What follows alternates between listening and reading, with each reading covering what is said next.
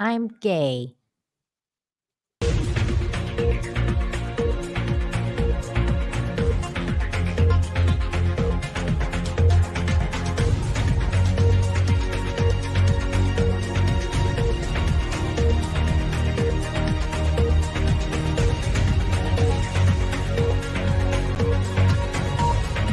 Hey, what's this button in here? Should I push it? Not the big one, is it? Oops, I pushed it. Whoa. Come on, man. Ladies and gentlemen, boys and girls, you should be in bed. It is time. Toxic Femininity brought to you by Midnight Sex. That's right, we're back, ladies and gentlemen. We had a break. Get ready. Because the ladies ain't holding back tonight. We got Star Wars news. Are you ready for the Force to be super female? The Golden Globes happening, nobody noticed. It's time for some Monday night. Rawr, that's right. Woo! Can I just say the Force is super female is maybe the quote of the night? My bad. The Force is like female and stuff. Oh my Good god. Future. What is that? A voice changer? That's amazing. It sounded like Bill Clinton. Zibbity bobbity boobity. It's Biden. Oh, You don't corn pop that guy. He's a bad dude. yeah. It's like that Darth Vader. That's why when he was you going, related to come on, Ralph? man. Come on, man. Ew. Let's go, Brandon. Oh my god, let's go, All Brandon. right. Anyway, welcome to the program, boys and girls. Everybody, how you doing out there? It is time once again for Toxic Femininity. We've been on a break, but it's time for us to get back into the swing of things. It's January 8th. We have with us tonight Michelle, a Force of Light. How are you doing? I'm doing good. It's good to be back after our little break, a little holiday break. Mm-hmm. Days. You know what I found a funny one? You know how the whole Merry Christmas, and I think you'll get a kick out of this, Michelle. You know how the whole Merry Christmas thing is a big deal for some people? Yes. Just say Happy Holiday. You know what I realized that this holiday season, and I found is a funny one to get back at people like that. It's like, sure, I don't have any problem with Happy Holiday, and considering that holiday comes from the word holy day. Oh, I like that. Oh, man. I like that actually. You know, That's cool. one time I was in Atlanta and it was around Christmas and I was checking out Whole Foods and I said, Merry Christmas. And she goes, I don't celebrate Christmas. And I just said, oh, okay. Well, you can celebrate getting a day off, can't you? And she was just like, yeah. Come on. Oh man. I hate Isn't it those bitter people. It's like, Yeah. okay. Yeah. What you Isn't it can't funny? like clearly I do, so you can't just reciprocate. Like you can't just be like, oh, True. I don't celebrate it, but Merry Doesn't hurt. Christmas to you too. And also joining us tonight, back again, my turtle sister. I like turtles. Steph, Yay! aka my nerdy home. How you been? I've been really good. Happy New Year, everybody. So far, the new year has been crazy this past week, right? There's like been aliens in Miami. Epstein's list Uh-huh. drop. Well, kind of. What Mhm. else? Jada Pinkett Smith is like really weird. She put out that weird photo. She's a Like, man. What? now. I didn't see that. Yeah, She's what, like where's wanting her to be photo? Pitbull, or I got Yeah, it she's here. like Hang on, I'll Pitbull. grab it. People thought she was Pitbull, like Pitbull That's lost what weight. everybody was saying. Pull it Yeah. up. Pull it up. I need to see this. That's Yeah, mean, I went for The she's Rock, weird. but everybody else went for Pitbull. So yeah, I'll find it here. I got it in somewhere in my mess. But Yeah, as we're so doing far, that, just saying 2024 hello, is welcome off back. to- It's been off a to start. tick. We're glad to have you back. Yeah, I haven't been here in a minute, but schedule's working out so far. But we're That's glad to good. have you. So And of glad course, you're here. last but definitely not least, our hostess with the mostest, Miss Nina Infinity. How you Hi, I'm doing? so happy to be back. I missed this show. I missed doing Toxic Femme on Yeah. Monday. So I'm so glad to be back. Happy New Year, everybody in the chat. And this is our first show for the new year. So It we're is. going to start very spicy. A lot of spicy stuff is happening, like Steph said. I mean, dude, the whole Miami thing was freaking crazy, and I was like, Aliens, bro. Aliens, bro. And then Yeah. the funny part though was like when I rewatched I rewatched it, and then I was like, this is so gonna go in Grand Theft Auto 6 because you know how like they did the trailers. Oh my god. Telling you, that's Pitbull. Look at that. Oh wow. Oh boy. She going Big Willie style. Like, what did the caption say to this picture? I don't remember. I didn't see that. I don't know. I'm just Like, I need to know what you say with this, you know? I mean, I didn't. Like I just Thug found Life. it and I had to share Wow, it. wow, wow. Yippee yo, Yippee yo, yippee yippee yay. Where my dogs at? Oh Yes, my look at Pitbull. god. Is that the alien? Is that the alien? Yeah, that's the alien that started the damn fight. Fucking go around slapping bitches. But Well, anyway, so that like was its I husband. feel like that is so gonna go in Grand Theft Auto 6 because they did like when they dropped their trailer, so much of the footage in the trailer was actually stuff that had happened in the news that they incorporated in the game. So they had Yeah. actually done like shot for shot for some of it. And I was like, this is so going in GTA 6. They're gonna be like, you know, there's all these cops in the mall gets taken down. There might be an alien. We don't know. Right? Like it's That just was crazy. I it's was going like, to really? GTA. All that for a fight and fireworks. Come on. Yeah. Yeah. You know, I Yeah. think it was one of those street race car things. I think that's what it was. Or like Fast 10, like Fast and the Furious. And then, Vin you know, Diesel's family. they all went crazy They're because in they got into a Miami. brawl. And then But I had heard you know, basically the hell same thing that broke like loose. Ryan was saying yesterday on George's stream or whatever it was, where it was like basically like, you know, just a group of people got into a fight they shouldn't have, and then Mhm. somebody pulled a gun, and then yeah, Mhm. as far as the alien bit, who knows? Whenever some news drops, isn't it convenient that we always get aliens? Yeah. Like for years, it's like they don't exist. They don't exist. What about Area 51? We don't know what you talk about. But Roswell, huh? freaking It was just conspiracy weather theorist. balloon. Well, Get out. yes, tinfoil hat, just like the Oh, tinfoil I we was wearing found my it tinfoil as hat all week long. yeah. So was I with that And as list and soon as everything. something like the Epstein list comes out, it's like, yo, aliens are Aliens. real. Yeah. Seriously, we lied. There's an Sorry. 8 to 11 foot tall one just walking around in the middle Just of fucking Miami. shit My- up. well, that raises a good question. So, if anything like legitimate ever comes out, say with the Epstein situation, when I say legitimate, I mean something Right. that they would almost have to do something about, like undeniable. undeniable. Like yeah. there's hardcore facts to it, like evidence. Mhm. What do you think they would drop to cover? Will Smith bizarre. be slapping aliens and shit. They would drop the actual Epstein Like list. Independence Day know, for right? real. They would actually probably fake an alien invasion. Would we actually get in like a camera take us inside Area 51? Like, you know, I think we No, would get we'd have a something. full-on faked alien invasion, just like they'd obliterate LA just to make a point. Yeah, I can see it. I can see Be it. like, okay, no, nobody will know. Nobody would Yeah. even care if it's LA. Actually, they wouldn't do that to LA. It'd be some dump water nowhere. We know that, of course. Nobody would care. Like, oh, Yeah. okay. They'll be like, 'Cause oh, they wouldn't do that to no." LA, of course. No, but yeah. But nobody would care though, even if they No. did. They'd be like, oh, Yeah. that's At this too point, bad. yeah, I don't know if anybody'd even believe it if they were like serious about it. They're like, look, no, seriously, here's the body. It's like, sure.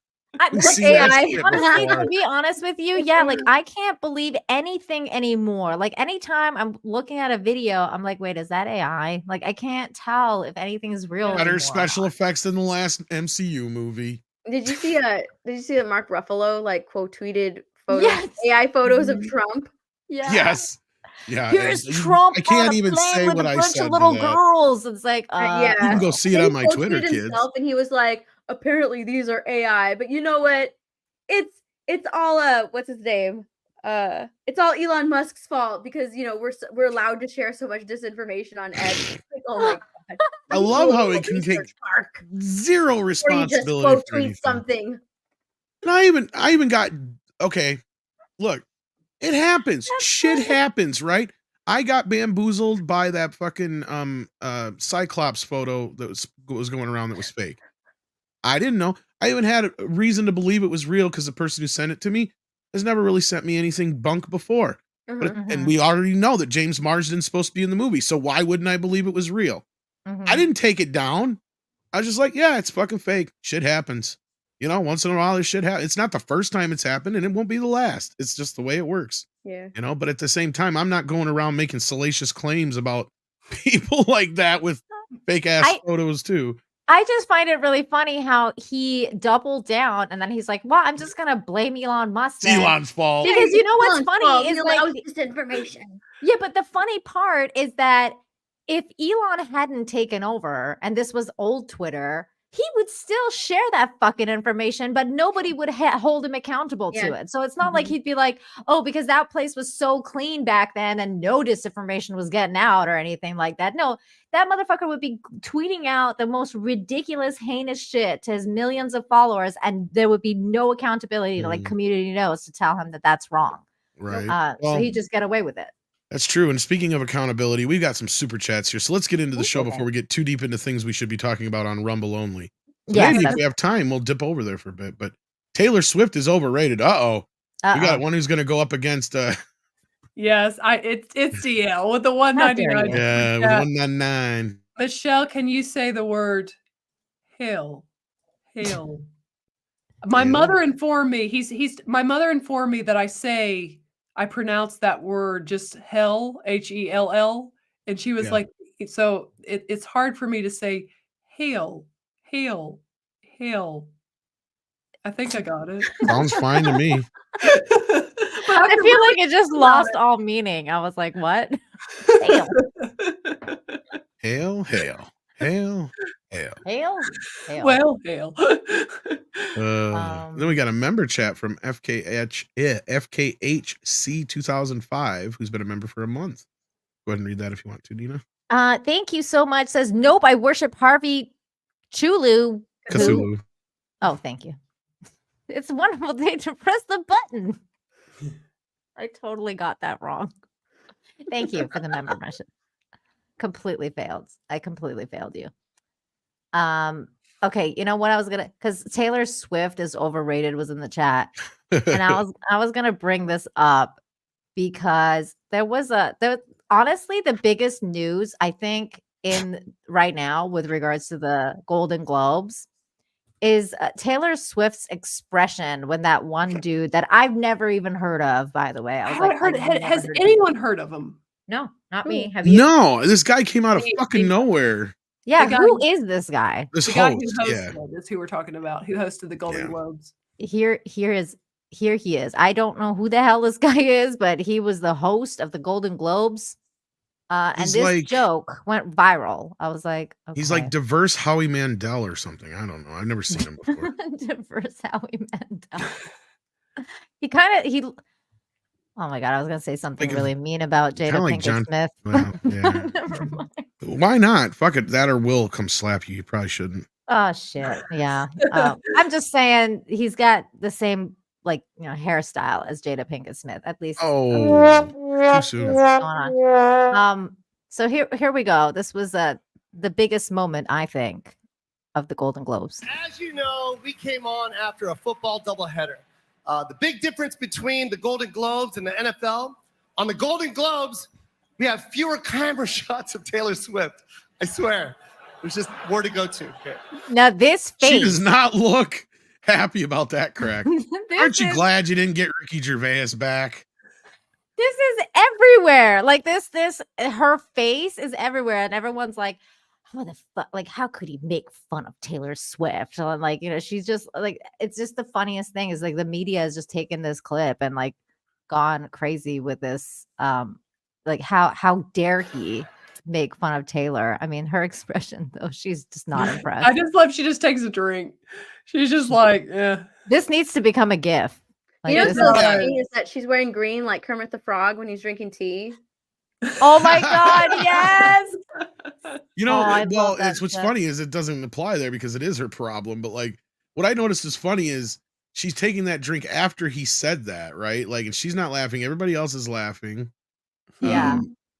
It's just kind of like, yep. she hates him. She's like, now we got bad blood, bitch. Yeah. Do you know? She's like, my next song is gonna be about you. Probably. Shake it Driving. off. Shake it off, Taylor. You'll be all right. I will say this, and you guys know that I am a Swiftie. Yes. But I Really? will You don't say. But I will say this, I actually, as funny as this is, and that would be a great GIF, they're gonna have to clearly make that because it will be a classic moving forward. I will say this was a misstep for me for Taylor because it wasn't mean. It was so lighthearted. No, Like you yeah. just laugh. It was milquetoast. I don't even know what he said. What did he say? He was talking about how she's getting all the attention at the football games. That's Which it? I Yeah. know Which is bothers true. her. It's not like True. it's Yeah. not true. That's actually funny because it's true. That's all Yeah. they show is her cheering on for her boyfriend or like her reactions to like That if and he gets attendance has tackled or gone up something. because of her and shit, right? So like Yeah. And So that's all the more reason why you laugh. Like it's not a big deal. She can't control what the camera show at the game. You just laugh. I know. Where's Will Smith when you need him? keep Tay-Tay's name out your mother effing mouth.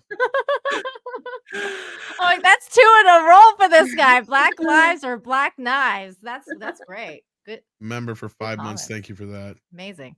Yeah, Um, I think when you're Taylor Swift, I mean, let's be real, she's probably made more money than anyone in there. I mean, she is Yeah. like I know Oh, she's yeah. out of her game as far as this isn't music, it's movies and TV, but she's like the biggest person in there. Like you Mhm. just laugh it off. You just smile, laugh, and show you have a good time. Mhm. I think she Yeah. might be over it though, because like everybody does make fun of her about that, and she's just like, "Shut the fuck up!" That's like, what it's I'm like, saying. if I I think hear it's starting to one get on more her nerves. fucking NFL joke, Yeah. I'm gonna throw this drink in the motherfucker's face right now. like, Yeah, I can tell it's getting on her nerves. Yeah, Oh, you it's can definitely tell. getting on her nerves. I She mean, it wants might to as cut a well bit. have been a Will Smith slap, right? Like Taylor Swift fans are gonna come after that guy.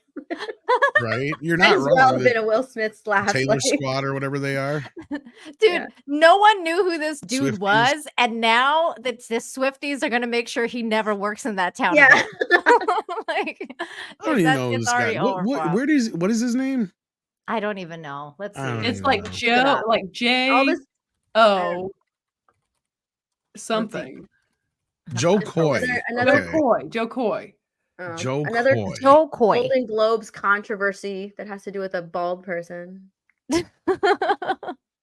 Now, Emma Stone made fun of that. There was another like kind of like interview like after the show because she actually won, which that was like a snub for me. Like I was like, okay, Barbie got snubbed for your shitty feminist take of Frankenstein, but okay.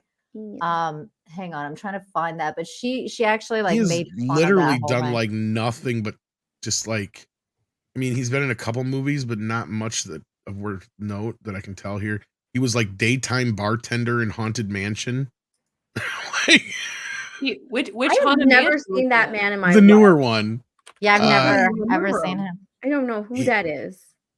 Yeah, so like some background guy in that. He's done a couple of voice works and some stuff, some stand-up specials, and no TV shows that I've ever fucking heard of before. Yeah, I kind of feel bad for him. He's like, dude, I'm gonna Mm-hmm. host the Golden Globes. It's gonna be like my big launching pad. And then Taylor Swift just And then like, he went after Taylor fucking Swift. gives him Where I this. just did look at this guy and I'm going, ruined how he ruined him with one drink. Like that's it. He's Dude, done. how far down the list did they have to go though before they got You know, to this Tom, fucking schlub? I'm Like, sensing a fucking trend around here, like in Hollywood. It's like let's give big projects to people who have absolutely no fucking that could be it, credentials but I wonder how many people whatsoever. said no before they Yeah. just finally got to this Yeah. guy, and it's I just think like, That's true. I think Tom's right. In fact, let me get something. I want to send something to you, Nina. So here's Emma Stone backing up Tay Tay. By the way, here we go. An asshole, am I right? I've known her for almost 20 years. I was very happy she was there, and she was also nominated tonight, which was wonderful. And yes, what an asshole. That was about that joke. Call him an asshole. Are you kidding? God, they're so hypersensitive. Like, get out of Yeah. here. Wow. Like that joke was Wait. mild. Don't I you know. dare make fun of a successful woman. wait till How South dare Park goes you. after her. Swear. Now we got bad What blood, an bitch. asshole. Oh my Um, Oh, it- well, Well, Nina, Holy I don't know if crapoly. you've seen the clips, but it gets way worse than even the Taylor. Now, the Taylor thing's going to be the most memorable because it's Taylor and she got angry. But did you? I sent in the Toxic Femme chat. It will show you how bad it gets. And the joke that is told that, like with the clip I sent you, when they do the close up of Selena Gomez, she just goes like this. Like no, she dude, has pull her it hand up. on her Pull it up. face. Where is it? Did you put it in Toxic Fan? Wow, Yeah, I while put you're it in doing the that, Selena Gomez is Taylor's best friend. Like, Yes. Yeah. while you're bringing that up, Ian Soforth, holy crap, Oh, holy sends in woo. 50 pounds. Spicy Ian. Says aliens invaded Miami and were like, yeah, we're here because of that joke, Coy joke. I think they just saw one of their own on television and decided that they finally it's time to start invading, I guess. It's time. It's time. And Brian Keith, go ahead and bring this one of y'all. Thank you, Brian, for the $2. Swifties are going after that guy that no one knew. That's right. That Yeah, guy's and gonna be then sorry. Kareen brings this up, and I just noticed this too when I was doing my research here for $4.99. Go ahead, Michelle, if What? you want to grab that one, or Steph, or whoever. He is Chelsea Handler's boyfriend. He was in a movie in April called Joyride, I think. Oh, okay, that one. Oh, now it's starting to make sense. Yeah, yeah. And then Michelle, if you want to grab this one from Quantum Reality for $5. He says Will Smith takes it from the behind like a screen door in a hurricane. Ooh. Oh, oh boy. I don't know if there's proof of that, but Murdered. we got one more from ActionCom, but I'm going to save that as a segue into another topic on the. Oh yeah, that's right. We're going to be covering that in just. I figured as much. That's why I was saving it. I didn't even know for sure, Thank but I kind of you. had a Did you hunch. get that video though, Nina? Yes, I'm That's what pulling she it was up working right on. now. Yeah, I was just trying to So buy her bad. some time. Here we go. I don't even know what this is, but here we The go. key moment in Barbie is when she goes from perfect beauty to bad breasts, cellulite, and flat feet. Or what casting directors call Not a character single actor. laugh. Oh, there she is. Oh, did you guys see that? There she is. She's like, Or what hand in casting face. directors call character actor. Only a few people. You see her laughed, face? Look. yeah. Some I wrote, some Helen other people wrote. Mirren covered Robert her De Niro's face too. here. Did you see that? No. Where's Helen I think Mirren? she's sitting in front of Harrison Ford there Okay. because they're Cellulite, nominated together flat for feet. 1923, I think. Hold on, I'm Or gonna what pause casting it on directors this. call character actor. Yeah, that's her. Yeah. Wait, where is she? Oh, there's. Oh no. That's Oh, Miss my God. Dame Helen Mirren of Midnight's Edge, ladies and gentlemen. None of She's these one of people ours. are like, oh my god. Everyone's like, you're so not funny. Nobody Okay, cares. it's better. Wait. Some I wrote, some other people wrote. Robert De Niro's here. Oh, Yo, don't I make got fun of big Bobby. 10 days ago. You want a perfect He looks like monologue? he's gonna Yo, kill him. Shut up. Hold He on. Hold on. might. Pause You're it. kidding me, right? Okay, hold on. Pause it and go back to. Okay, let's just play the full thing because you want to hear how silent it is, and then he feels so awkward. He blames the writers for the jokes. Yeah. Oh my god. Yeah. He's like, Makes me "Some wonder jokes if I they're wrote, adding- some I didn't." He's doing terrible. It's, Yeah. I wonder it's if- funny. It was hard to watch. I wonder if they're adding some in the they're adding it on their end. That's a great pause, by the laugh. way, Nina. Look at his face. That's what I was trying to say. Not a laugh track, but well, it would be a laugh track, but they wouldn't hear it in the audience, and he wouldn't hear it, but we would hear it on the television broadcast. I Well, they wonder. used to have those things They too. beefed it up, yeah. They used to have the thing where they were like laugh and they would flash it for Right. Yeah. for And that's what them, I'm like- saying is I wonder if they're not sweetening it in the studio as they're sending it out, because I don't see too many people laughing. They're like Nobody's laughing, dude. Everybody was you guys like, are pointing out, "The yeah. fuck?" Slow down. I wrote some of these, and they're the ones you're laughing at. Look. The Oh key my moment in god. Yeah, that Barbie was is it. when- Because that's when he's like blaming everybody. Because he did it twice. Because he's Yeah, like, he some did of it these twice. I wrote, some of them I didn't. Oh, He shut said up. the ones you're laughing at, I wrote. Yeah. You're kidding me, right? Slow down. Who I wrote is some of this these, and they're the fucking ones you're guy? laughing at. Look. The key moment in Barbie. Crazy. It was wild. Um, He's so 2 cringe. minutes of fame is over, buddy. You shouldn't have gone after Swift. Ouch. It's over. Well, I think that's the least of his problems. That's probably at this point, 'cause Game he did one over, of the man. piss poor jobs of ever like hosting the Oscars. One of those Golden Globes, one of those driest performances, it looks like to me. Oh, there was another one that kind of attempted even like remotely a pedophile joke. Oh, yes. And that one fell flat also because I mean they think this is Mm. such a win. They're like, yeah, like we're talking about bad things. This was stupid. Okay, here we go. The Golden Globes. I mean, I can't even believe I'm in the entertainment industry. When did Jim Gaffigan become a gym teacher? I'm from a small town in Indiana. I'm not a pedophile. Well, that wasn't too bad, but the Golden That's it. Globes. That was I like mean, it's just like, oh, let me try and make a pedophile joke. I mean, at least this guy got some laughs. Like I could hear a little bit of laughter. he did gear it towards them in Hollywood, though, at least. So yeah. Yeah. Why are they making light of like being a pedophile? Like, oh, we're a pedophile. Like that's a serious thing. Exactly. No, so Yeah, I I'm said from a that- small town. I'm not a pedophile. Unless or they're anything. I trying don't to know what play I'm it off doing like, here. oh, it's a conspiracy, like the Yeah, like they're Pizzagate making light of thing. the situation because like Oh, they, you're yeah, crazy. because they want people Just to be like like 10, oh, 15 no, years it's just a ago. joke. We're not using abortions as birth control. You're crazy. That's just a conspiracy. And then 5-6 years ago, you got Michelle Williams sitting out there on stage. If it wasn't for abortion, I couldn't be here today. Yeah, Ricky would have hit harder at that. I agree. Like I think that, but I think it would have been better jokes though. Like it's not like I think you're like, right, that's- Nina. Your first instinct, now that I think about that, I think that was more of a kind of like ha ha ha conspiracy joke more so. yeah, But basically like because I don't know. nothing's happening around here, guys. Not like I'm a Mhm. pedophile or anything. It's not like we're like surrounded with them or anything like that. It's just like okay, but okay, that's great. Just wait till the list comes out. Do you know like how awesome? Obviously, this is not going to happen because they won't do it because they know. Even though it would get amazing views. How awesome would it be if they ever let Dave Chappelle host one of these things? Ooh, they're never They, gonna they let would that never happen. recover. He wouldn't hold back. He'd let He him would have end them. Yeah. He would end them like faster than Taylor Swift with that drink sip. Like it would But just what be, do you just be think the murder. views? What do you guys think the views would be if the Off world the knew? charts. Oh, that's what I'm saying. It Yeah, would make like- so much money and actually it would get boycotted by the left. They'd be I like, mean, "Okay, it would, but it would just This morning, explode. if you had Ricky Gervais and or worse yet, Dave Chappelle hosting the Oscars, the Mhm. problem is you would have nobody in the audience because every one of the Yes. celebrities would go, I'm not coming if they're hosting. Yeah, Yeah, because they'll be that's like, I don't true. want to be made fun of. I'm not Like, getting I'm put not on the doing it. spigot for roasting. Speaking of which, did you guys happen to watch either Dave Chappelle or Ricky Gervais's I specials? want to, but I haven't. canceled I haven't Netflix. looked Oh, Tom, we need to hook you up. We need to hook No, you I up. don't really watch. I'll get there. I'm getting it there. I want to watch those two. I'm looking for another excuse yet to get it before I actually break down and do it.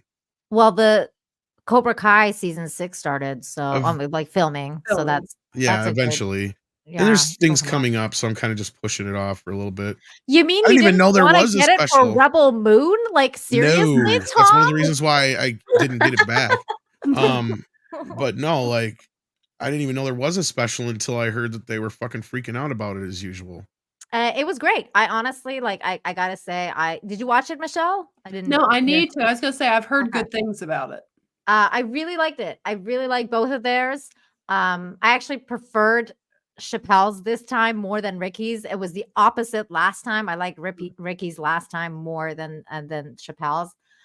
Chappelle's I thought was for me it was way better than his last special. Oh, I really? think because his last special was just like so dedicated to like the trans stuff. Yeah. And it was like just like it was just it was kind of like his thing. Like, and I understand that he needed to get it off his chest, but it was like, okay, can we move on, Dave? But in this one, he kind of like trickled this, like he did have trans jokes, obviously, but like he had planned it out better, and it was just really well done. It was one of I really liked it. I thought it was really, really good. And he did make fun of the whole like slap incident with Chris Rock and Will. But he made it like he did it really well, and he had a really good message at the end of it, which I really liked. Okay. And I need to watch it. just did it really I good. didn't know it was new. Yeah, it just came out literally like for Christmas, like not Christmas even, like New Year's, because it came out after Yeah, Christmas. like I saw it, but I thought that was his older special, so I didn't watch it. Yeah, I didn't was realize really it was him. surprised because they dropped Ricky's, and then like I was like, "Ah, I miss Dave. I hope like he brings out one." And then the next day I went on, and it was like, "Oh, here's Dave Chappelle's new special," and I was like, "Hey, they listen to me." I was like psychically connected to them. That's great. Chappelle's always funny. Yeah, I mean, Chappelle is great. I thought his last one for me was a little bit like I was just like, okay, like he was just hammering it a little too hard. I was like, all right. But this was just it was so well done. I don't know. I liked it a lot. I liked it more. Did anyone here watch any of the speaking of comedians, did anyone here watch any of the Cat Williams interview? I did, yeah. I watched the No. whole thing, You Steph. watched the whole thing? I haven't seen the whole thing yet, but yeah, I watched like half of it. What It was happened? fascinating. Cat Williams, he went on Club Oh. Shay Shay with Shannon Sharp. And Yeah. I actually am not a fan of Shannon Sharp, and it almost hindered me from watching it because I'm just not a fan. But he like blasted, like it was kind of slyly, like would just occasionally would drop things kind of blasting the way Hollywood is. Oh. Yeah, because he's been like that. Cat Williams has been like that for a while now. Like he Okay. hates Well, they Hollywood. tried He's like- canceling him a while back. Yeah, so he's been kind of Yeah. blacklisted for He's a while. been yeah, exactly. But Well, he I'm said he's been I didn't know about that, so I'll He check that out evolved, actually. like he's Thank supposed to. What was that Yeah. stuff? I said they said he said that like he's blacklisted because he doesn't play ball like he's supposed to. Yes. Which is why people Yeah. don't like they Yep. talk a lot of shit on him. Well, there were some accusations thrown at him, and I don't even know if all that much came out of it. It was just the point that at that point, it was like in earlier parts of the Me Too era and stuff like that. So he was just like gone. Yeah. Because at one I point, think he was one of the responsible- guys that was right up there with like Dave Chappelle and the other big comedians, and then all of a sudden he just got knocked down. Because I remember Cat Williams, he had 2 or 3 of the better concerts at that time. Yeah. Mm. By the way, let me quickly get this super chat here. ActionCom for $2 says opinions on Gillian Anderson's Golden Globe dress. We're gonna talk about this, ladies. I didn't even know that dress was a thing. Ladies, What is on this thing? I tried figuring it out. What is it? Vaginas? it is a vagina, Oh, Tom. see, she has a flower. So Zack Snyder designed it. Gotcha. Who are you wearing tonight, Gillian? I'm wearing Zack Snyder's dress. This is the Rebel Moon edition. As you can see, it's a I dome with mean- a bunch of the spaceships. The vagina In case one. you're not worried about the new X-Files already. It's a lovely dress, generally speaking. Like I like the design. The Mhm. color is Until great. you zoom in. Yeah, and then you Yeah, until you zoom in, it's like a classical. I was Right, telling like, Nina. yeah. I was telling Nina before the stream. I was like, it's not even a nice vagina. It's like an old one. Yeah, and I told her, yeah, it's Ain't her no guy gonna vagina. ever find that clit either. I mean, it's just It's like It's her vagina, Steph. She sent them pictures. She was like, look, oh, I want this on my dress. like she got an Arby's vagina. I know. You know, this is what I don't We understand. got the meats. This is what I'll never understand this about like fashion statements. Like when what's it, AOC like wore Like that a like nasty roast tax- beef sandwich. like the tax the rich thing on her dress at the Met Gala. Oh yeah. And then like this thing like where Gillian Anderson's like, my dress is gonna have vaginas on it because I'm a woman. And I'm like, I don't understand. Like, can't you just make a I statement? think this by is the having winner. good fashion sense? I think Like- this beats all of them of all time. I think this even beats Lady Gaga's meat dress. Like seriously, at this point, I think we've gone full on. I mean, the next closest thing is to literally like coming out draped in dicks or something. Like I don't know what else you can do. I don't know, at this Tom. point. That meat dress was next level. I think. Well, the yeah, meat but I dress mean, still- vaginas, hidden vaginas, no less. I don't know. Does someone else have a vagina dress? Hold on. I I don't don't know why know. I'm thinking that someone else Well, I mean, wore like a vagina dress to an award York used to show. show I up need to in look it weird up. shit, but never a vagina. I really want you Dog. to Google vagina dress. I am googling vagina dress. Sadly, this is probably the only thing that'll come up now. But yeah, It is the only thing. I could have sworn someone else did like a vagina dress at one point. I don't know about that. The only closest thing I can remember Oh. was when Natalie Portman did the dress with all the women directors' names on it, and she's like, Oh, there's "These that are one, all yeah. the women directors in Hollywood," and it's like, Oh yeah. "But Okay, you so have not someone hired a said- single one of." Let me see. Wait, what is this? Oh my god. Emily Blunt. Emily Blunt wore a vagina dress. She did. Oh, huh? let's see it. SAG Let's see it. Awards. Pull it up. Oh it up. Lord, to the SAGgy awards. Yeah. But it doesn't, it's not, it No. looks like just a dress, but people are like, they're praising her vagina dress. It doesn't look like a vagina. Well, I mean, that's just like Gillian Anderson's, right? Because it's just a dress, and then it just happens to have a lot of vaginas on it. You know. It's just, No, You're but saying this Gillian is Anderson is a gay? pink I dress. guess Hold on. once you have Ian so forth for 50 big ones again. Thank you, Ian says. And once her point is out of style, she can say it's an avocado for some reason. no shit, right? Oh, wow. Wait, mean, that's a vagina? Yeah, I it's supposed guess. to be a vagina. I could have sworn Uh, someone else wore a Please? vagina dress. Yeah. Weird. It's pink. I don't see It's the just a vagina in this walking one, vagina. guys. I kind of see it, but it's more abstract than Jillian's, which is like on the button once you get close enough. First on the nose. Look, her head is the clit. Yeah, Okay. yeah. Oh, Yeah, like I okay. said, it's a little more abstract than the other one. Like this, you can at least when your kids are seeing it, they're not gonna go, "Mommy, what the hell is Right. that?" Right, gotcha. Okay, now I see it. It's a classy vagina. Okay. Now I see Yeah, it. yeah. Vagina. It's French. Speaking of Lady Gaga, though, by the way, this was hilarious. I thought this came up Yeah. when a woman over 25 touches DiCaprio I saw this.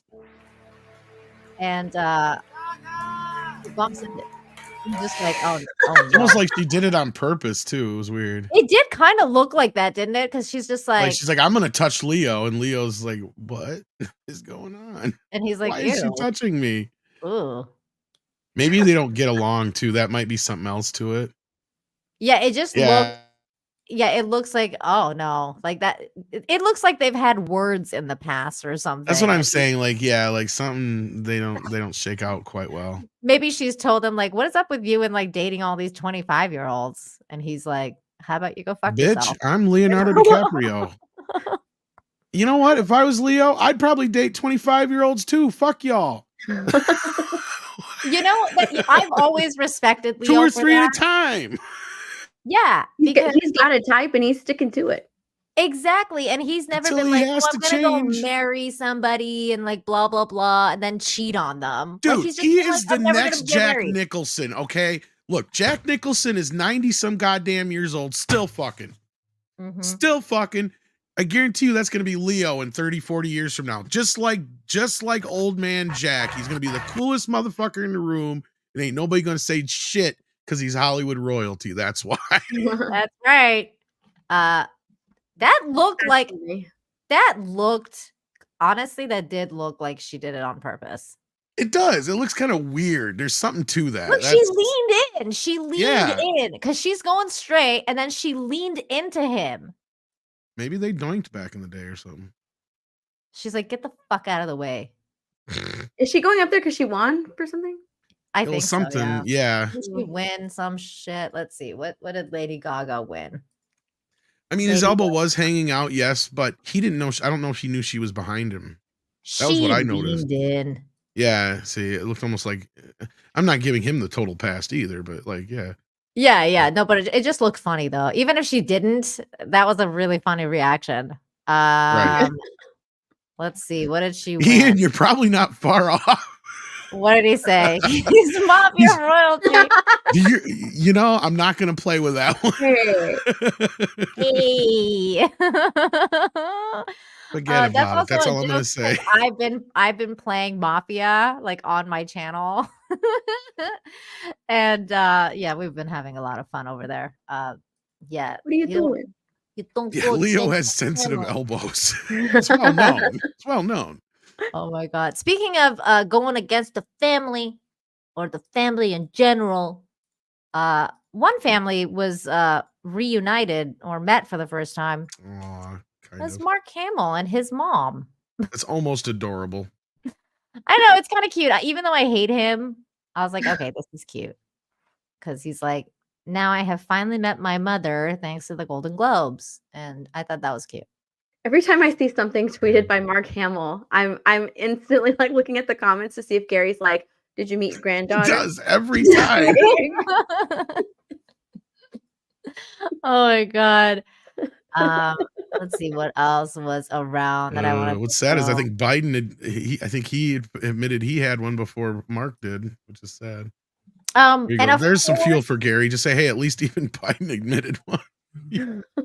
and of course, I think the biggest news was that Ricky Gervais won How you Hell want? yeah. Golden Globe. I love Um, that tweet. I fucking won. I I love that tweet. know. I wish he was there. I thought they were gonna give it to because I wanted Ricky to win, like number one choice, obviously. But I honestly thought that they were gonna give it to Chris Rock to like make up for the slap, you know? Here. I think it was more so because this was the foreign press and they love him. That's probably why. Because if this was honestly, I know that's the only reason they don't have him hosting is because of what I just said earlier. Because I'm sure everybody threatened last year that if they had him back, they wouldn't show up for the show.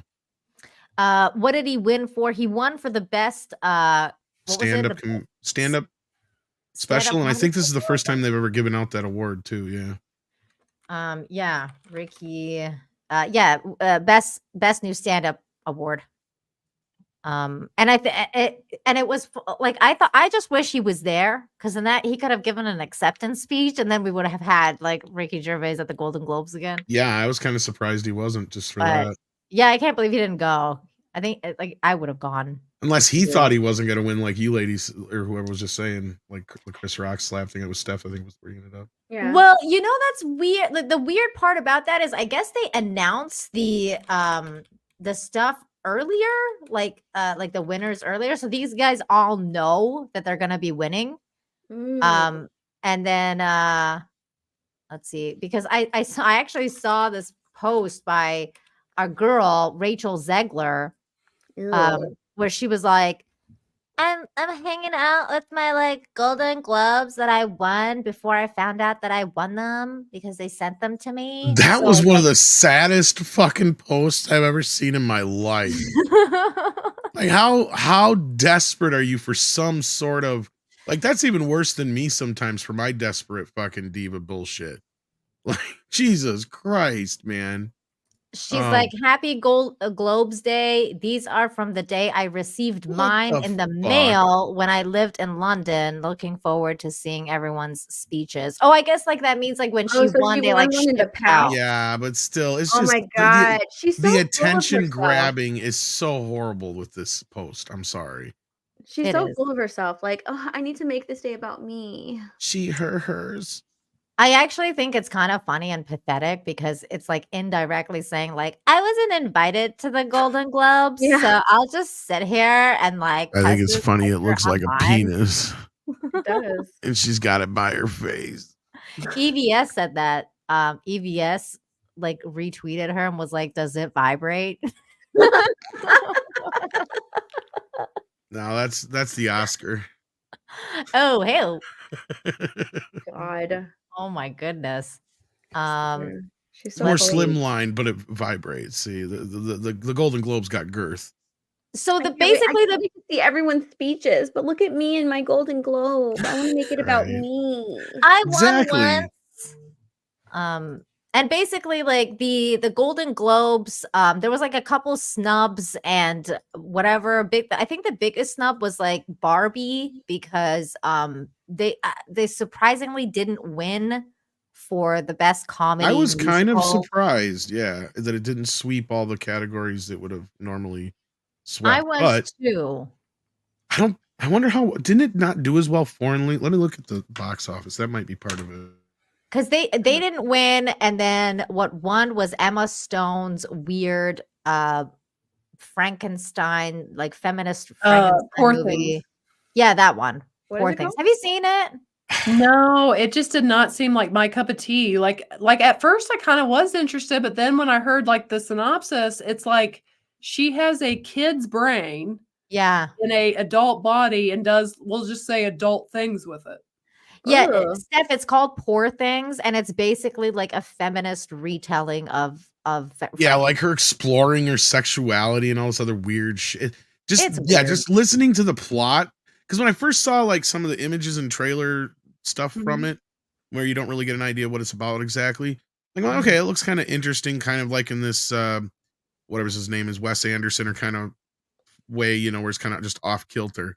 Then you Mhm. hear the whole like synopsis of it, and you're like, wait, what? Because Yeah. I actually kind of, it upsets me because I'm actually like a Frankenstein and Dracula fan, because there are so many adaptations of Frankenstein and Dracula you would not believe. Like Mhm. that, probably more than anything else on film. Maybe Sherlock Holmes is the only one who beats it, but I doubt that even at this point. Because yeah, so every time there's like a Frankenstein or a Dracula adaptation, I'm interested in You it. But want when to I check heard it about out. this Me one, too.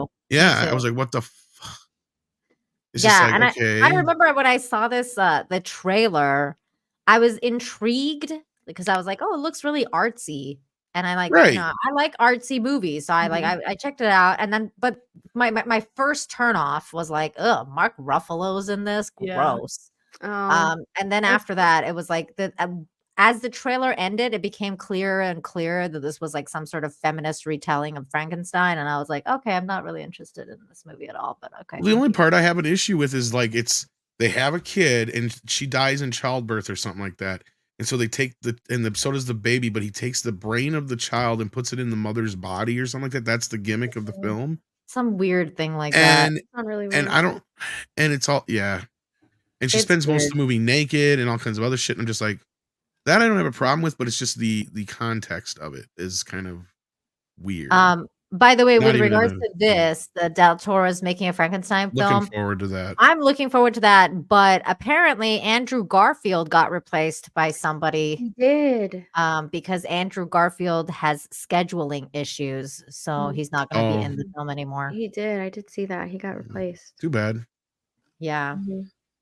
But But yeah, anyway, so so I'm there was a honestly, I was telling you Frankenstein. this before the stream. I'm kind of disappointed in like, the leftist news outlets because they didn't put out any articles about how Greta Gerwig lost to a straight white man, Christopher Nolan. yeah, this is about the most. You're right, Steph, because this is like the Unbelievable. closest you've got right here. There was a few people who pointed out that Barbie got snubbed, but Uh-huh. you're right. Nobody was pointing out, Golden Globes so white or anything like that, I or know. male, white and male. Yeah. Unbelievable. I demand that be remedied. Somebody needs to write a feminist article Yeah, about where are they? like, what Okay. the I was hell? looking forward to, talking We about need them. content, damn it.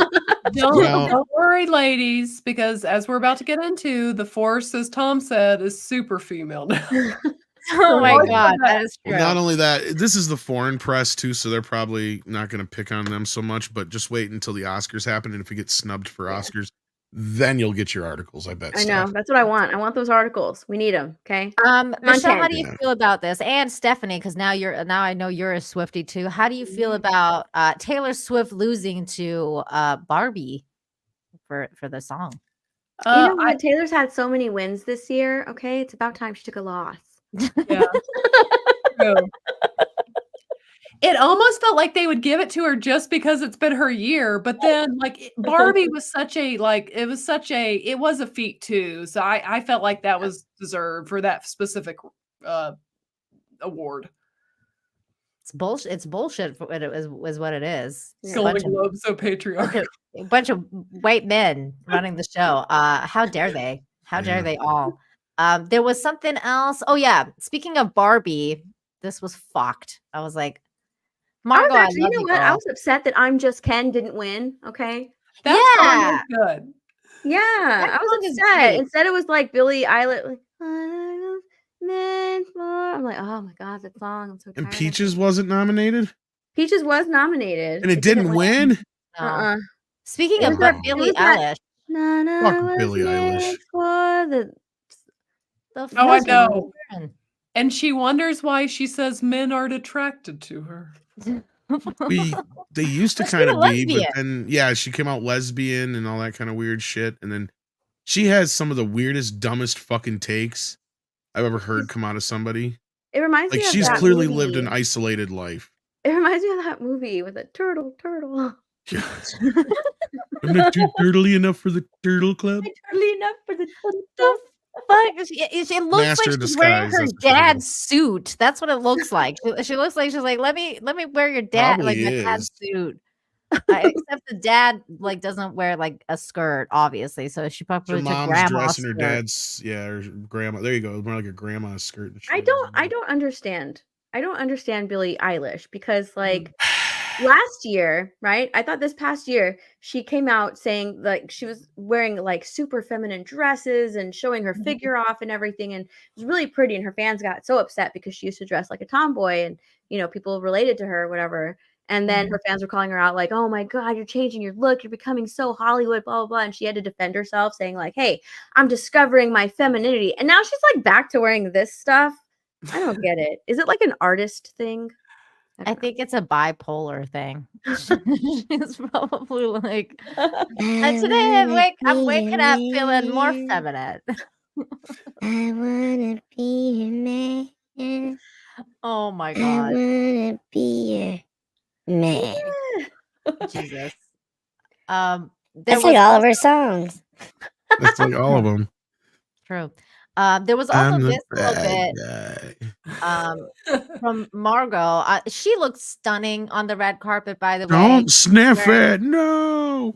She was wearing Barbie pink, and I thought she looked stunning. But Yeah, this one, Margot Robbie and America Ferrera smelling Jacob Elord's bathwater candle, because apparently that's a thing now. And I was like, wait, what? I don't know what you touch that doesn't turn to gold. I mean, she has Barbie, Saltburn this year, everything. You like Saltburn? Girl, did I? Okay, first of all, everybody's still talking about the bathwater scene, right? You can buy a Jacob a little. Oh my God, I was about to say. That's why. Never mind. She's a producer on it. Is that what it is? Yeah. Yeah, just like Jacob Elord's bathwater. See, everybody made fun of Gwyneth Paltrow. I don't know what you. making Oh, that America fun did not candle. like that. Did you see her? She like kind of like Barbie. No, let's see. She didn't like it. Yeah, just like Jacob Elord's bathwater. It's like I think we already have a hint at what Like, the I mean, Barbie really, sequel's she going to was- be. She went like this. She's like, Mm-mm, mm-mm. no. No. Yeah, she did not Ugh. like it. No, she did not like it. Yeah, it's good. She's like, ugh. Like that is not. That's Shows not you a which one's the selling better face. actress, huh? That is not a selling face of like what you want people. No, to but I attract guess I to. found out that Margot's a big, huge producer and stuff. So like, she even was one of the big producers on the Barbie movie because we She kind of was. got a hint. I guess we kind of getting a hint at what the sequel is going to be because I don't know if you guys remember a few months back she had said that she doesn't think she's going to do a Barbie 2. Yeah. She said she pretty much all she had to say. So I think the closest thing we're going to get is Ken. Mm-hmm. I hope so. Yeah. I'm not kidding. Yeah, I think Ken that's what we're going Griffin to is get. saying that too. Ryan Script doctor Gosling said said he that. doesn't want to do it because he doesn't want to go back in, the Ken shape. He's like, oh. Ryan Oh, Gosling. they'll write him a big enough check. Oh yeah, they'll I thought pay he him said well. he didn't want to do another Barbie movie because like he didn't want to get back into Ken shape or something. Steph, that's the way every actor says add a few zeros to that. Yeah, give me more money. That did you Look hear at what he Hugh said? Jackman said America it for Ferrera 20. didn't like the smell of the candle. Okay, she was like, Yeah. No, yeah. Steph, did you But- hear what he said though about like the Ken song at the Oscars? Because they yes, asked him if I he would did. sing, and he was like, He's like, I wasn't invited, so thanks. no, for but he tell you also said, though- how much do you pay? Because like, do I get Oh, yeah, paid he to asked sing how the much do you song? pay. Like, because I'm not Well, gonna fucking do Hugh it for Jackman free. said the same thing for 20 years. That's all I'm going to say. That. yeah. Oh, yeah. It was so always did- just so they'd add another zero to the end of that.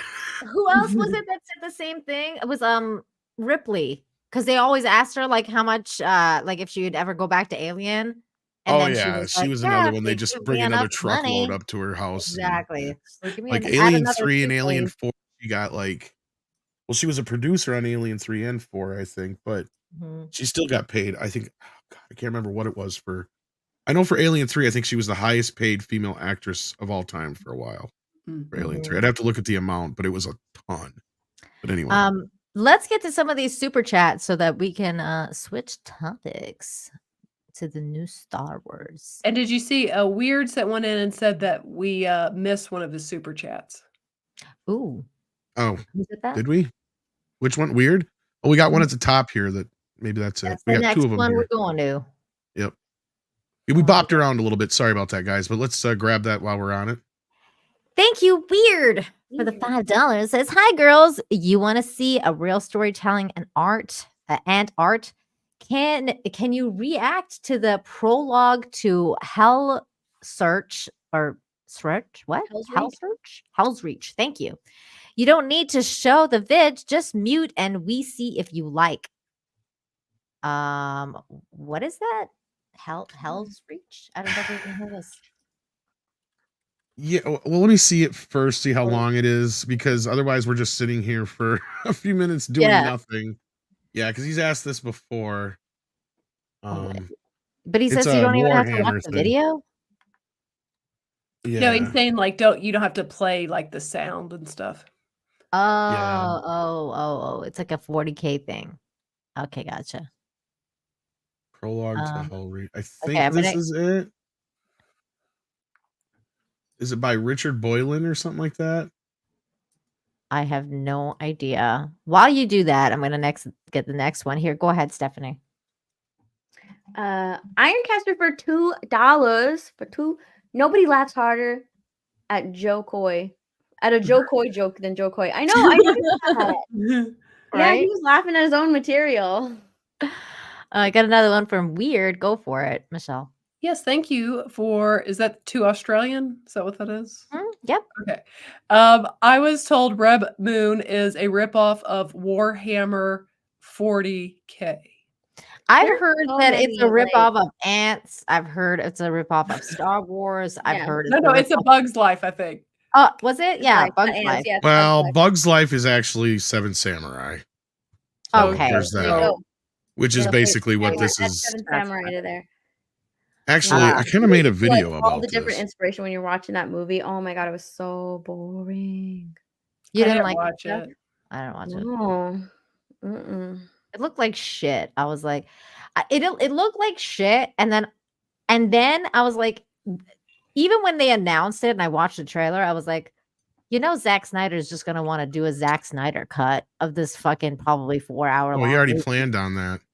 Yeah, and then he announced, like, literally, like, right after it got dropped, he was like, this is not the director cut I wanted to do. And I was there's like, an extra hour. Yeah, I was like, oh, okay. This is really quick, so I'm going to play this for you, and then we'll play the Warhammer thing, which I think we'll play on the stream. I'll have Andre cut it out, if anything.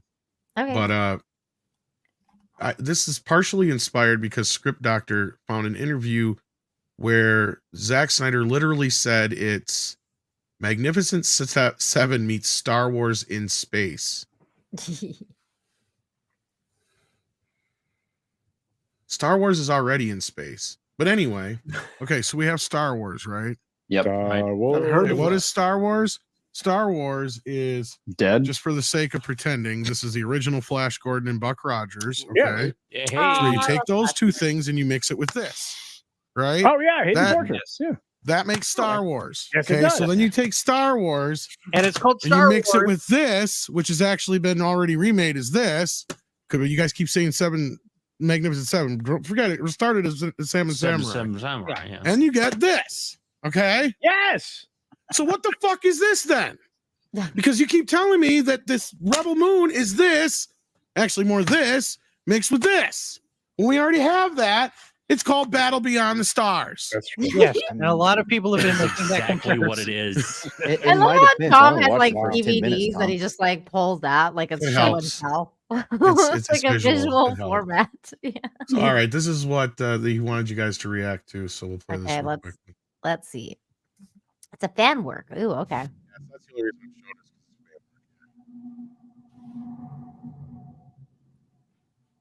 Can you do the voice, Tom? In the grim, dark. In the grim, dark future, there is only war. I will die on this world. He's gonna die. It's tough. I cannot tell where this conviction comes from. Whatever birthed it is a mystery to me. And yet the thought clings like a virus, blooming behind my eyes and taking deep root within my mind. It almost feels real enough to spread corruption to the rest of my body, like a true sickness. It will happen soon, within the coming nights of blood and fire. Where's Henry Cavill? I will draw my last breath, and when my brothers return to the stars, my ashes will be scattered over the priceless earth of this accursed world.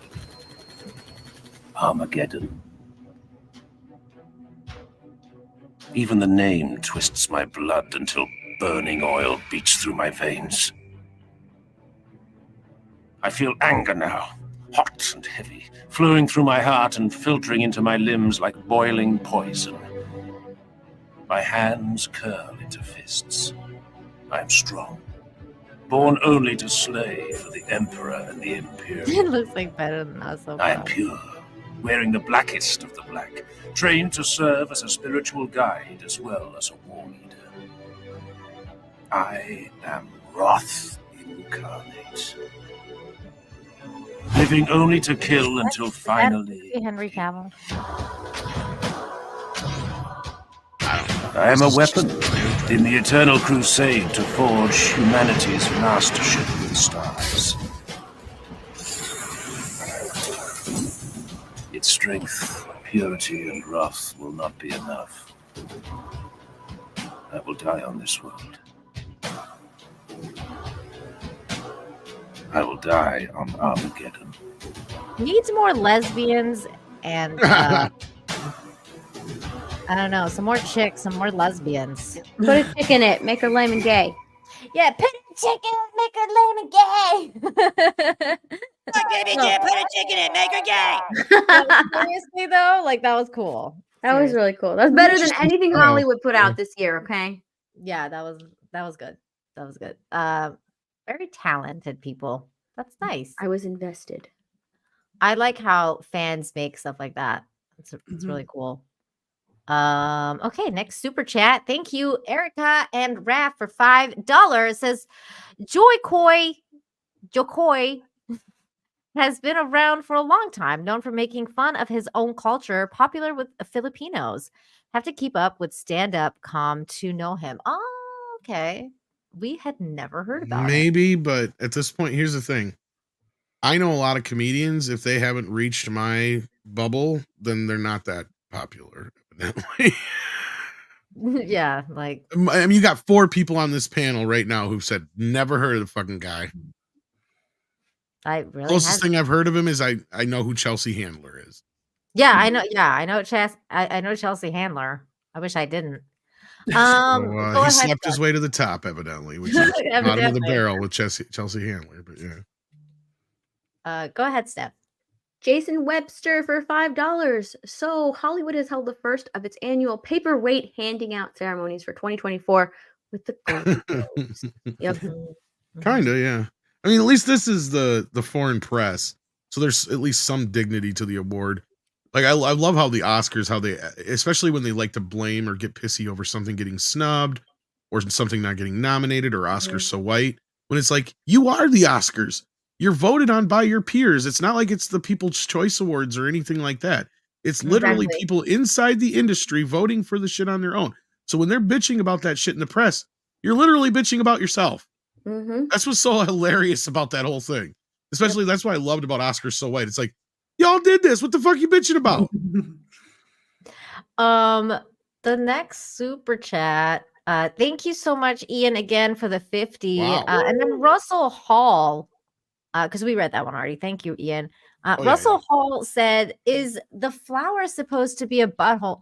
No, Russell. I saw what he's talking about. He might be a right. vagina. No. The little flower, the little pink flower. I think he's right. One that she put in there? I think it's supposed to be the rosy butthole. Look at the image again. Hang on. There's a little flower underneath. I thought she just put the flower in there like, hey, look. No, that was just a flower. That was like just up for the image. But here's the Maybe, video but of her.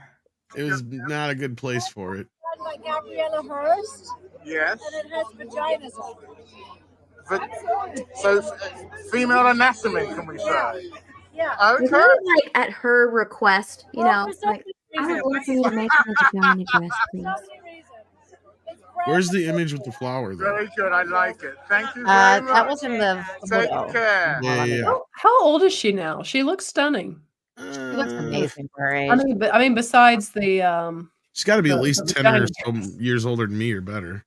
She is 55 years old. Yeah, there you go. 15 years. Or, well, Let me bring up that 12, photo that 13. you're talking about, Tom. Just give me one moment because we X'd out. And while you're looking for the butthole, Ian so forth. Oh my gosh, man. Holy crap. We're going to have to start calling this Toxic Femininity brought to you by Ian so forth. Amazing.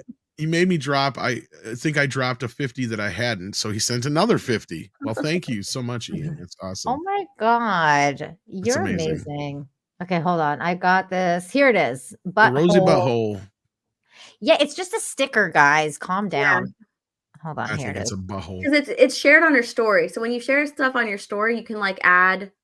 Oh, it's not properly placed. Never mind. That's a weird placement. Yeah, when you share stuff on your story, you can just like add an emoji, and so she just put like a flower to represent vagina. But if she would have put it just a little bit low to the left, yeah, like right here. it would have been a rosy little butthole. Anyway, holes. Let's get back to these. Go ahead. I think Michelle's turn. We already read this one. Okay.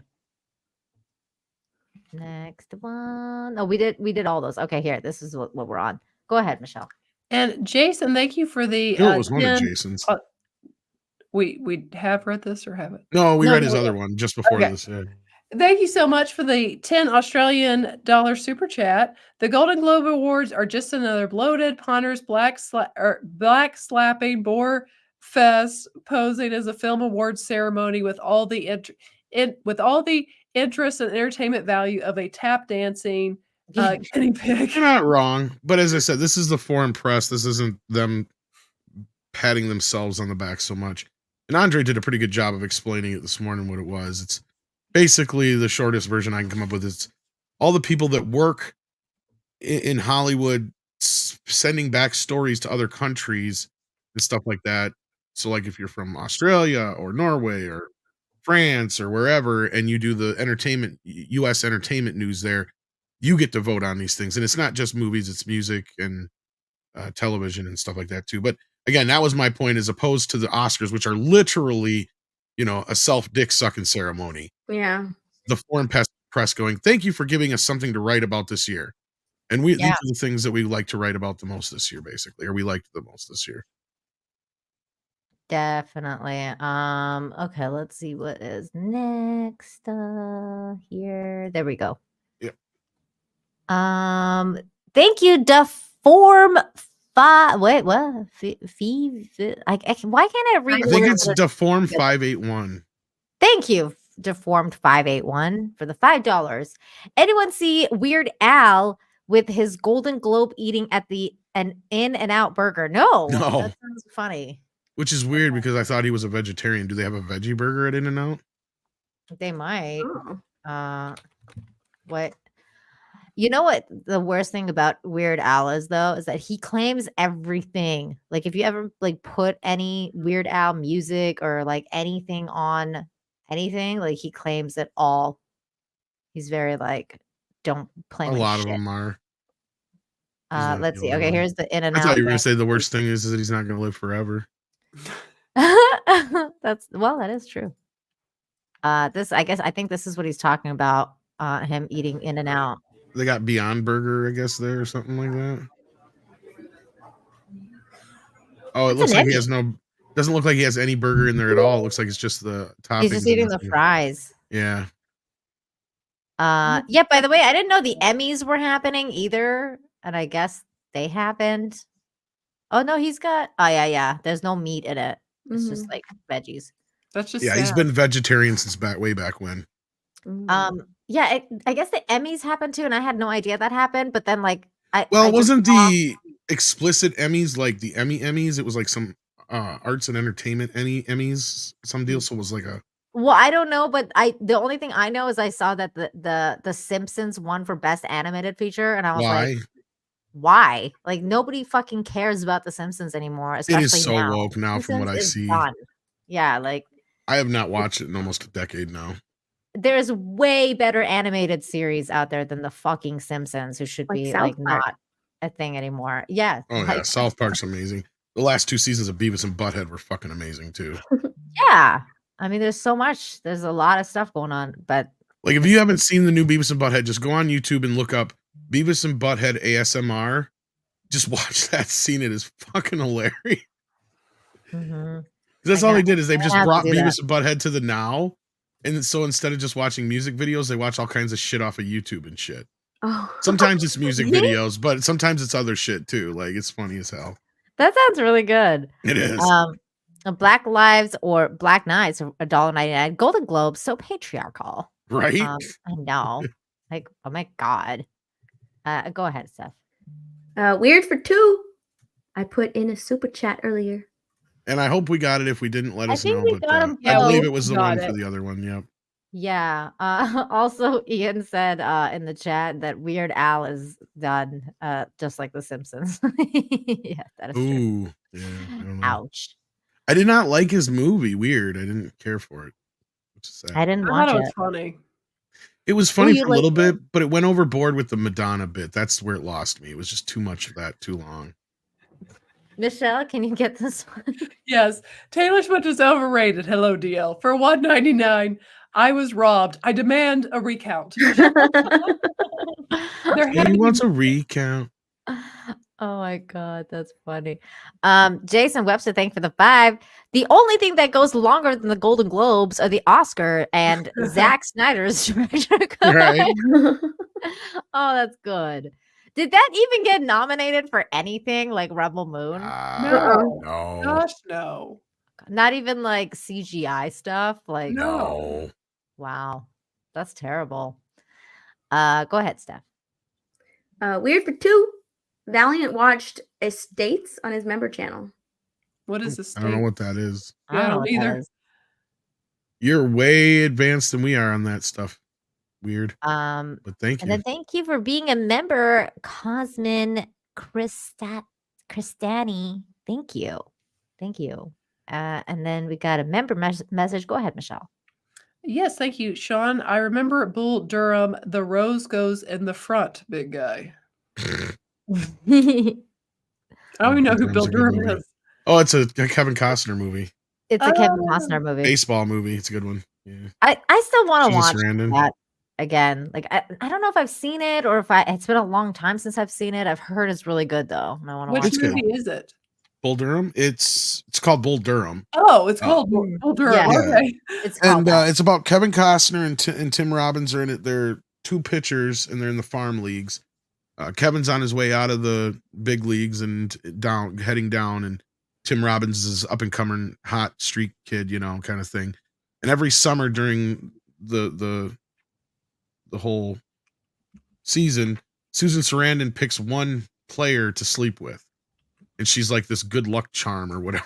So it's like this whole like thing she has, and it's like it's a really funny romantic comedy / movie that you can watch with guys, right? It's you got the baseball and all that kind of business, and it's funny. Or he's the catcher. That's right. Sorry, guys, you're right. He's the catcher.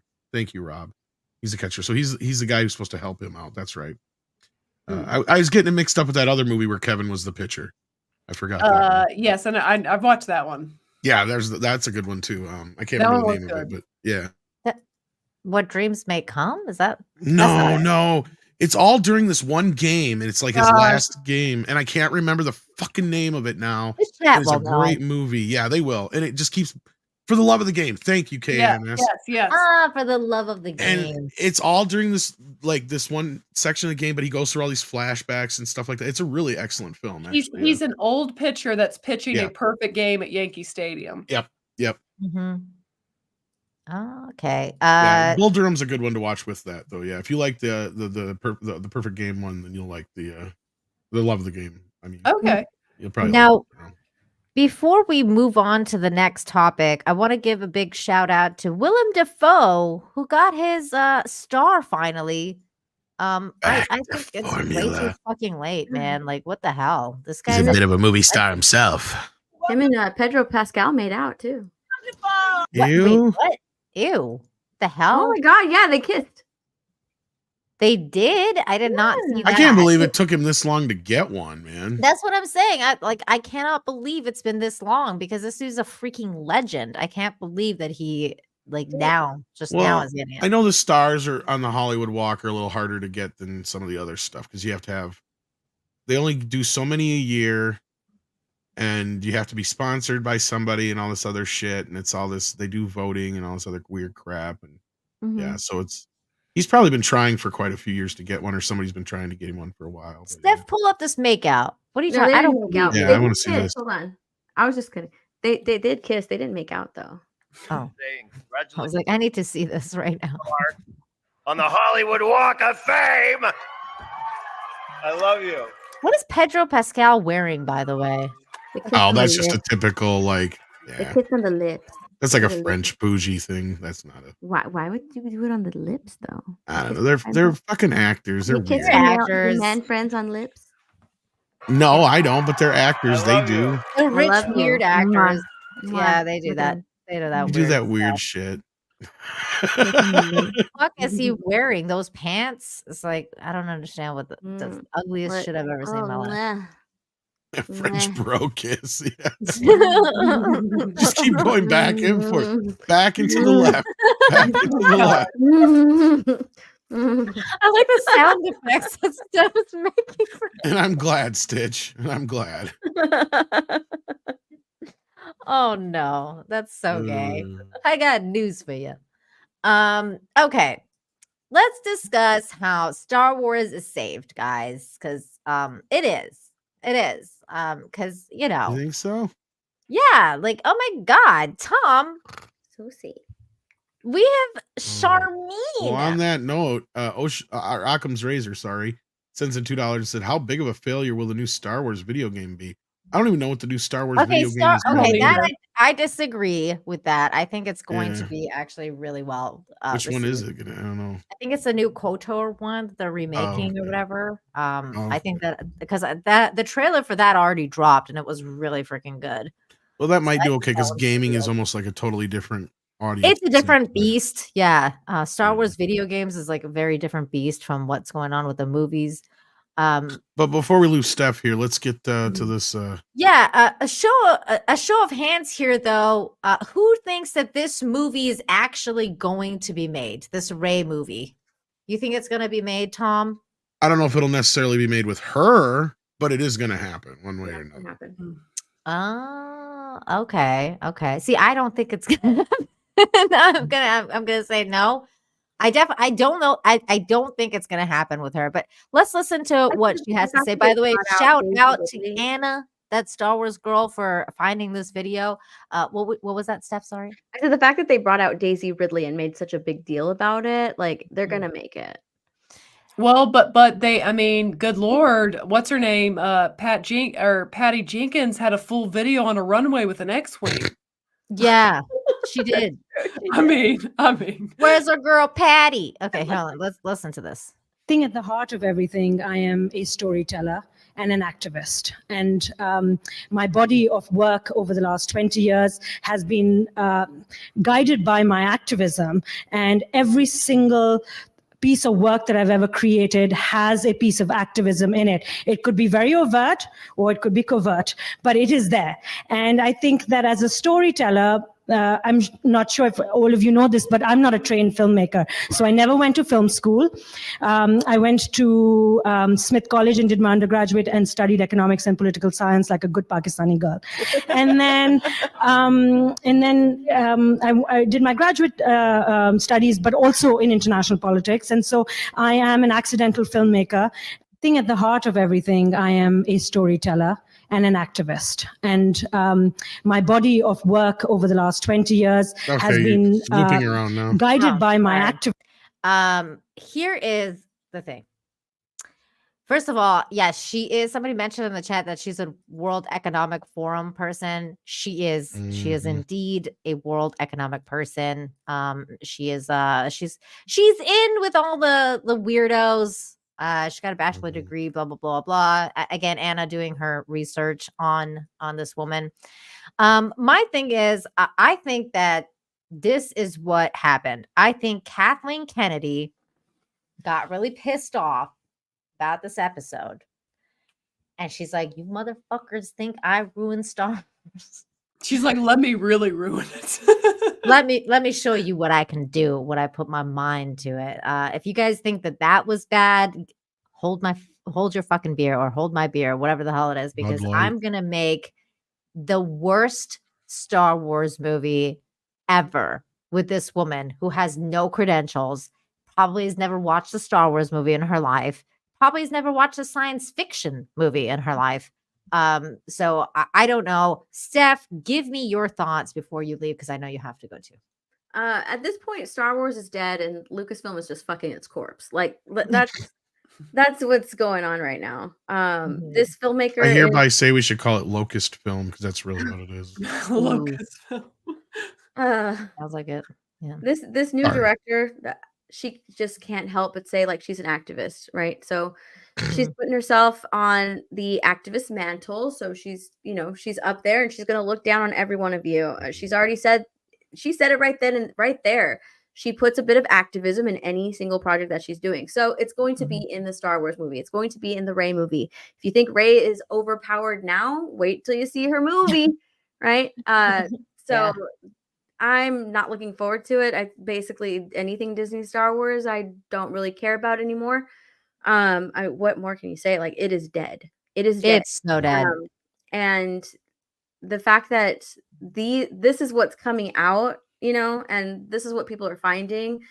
She's going to put a bit of her activism in the movie. I think that she's very happy probably to be on this project because she has done a lot of she has a body of work, but never to this level of caliber, like this big of a platform as Star Wars, right? So this is a huge platform to preach whatever she wants to preach. And that's what she's going to do in this movie. And she's going to preach it to a predominantly male audience, because that Star Wars is a male IP, which there's nothing wrong with. There's not that there's anything wrong with that. But she wants to tell the men how much they suck even more. And I think it's going to be a terrible feminist message, obviously. Do you have the video where she's talking about Star Wars, or? I don't right this second. Let me. I think Anna had it in her. I have the quote somewhere here. Let me see if I can find it. I just don't have the video.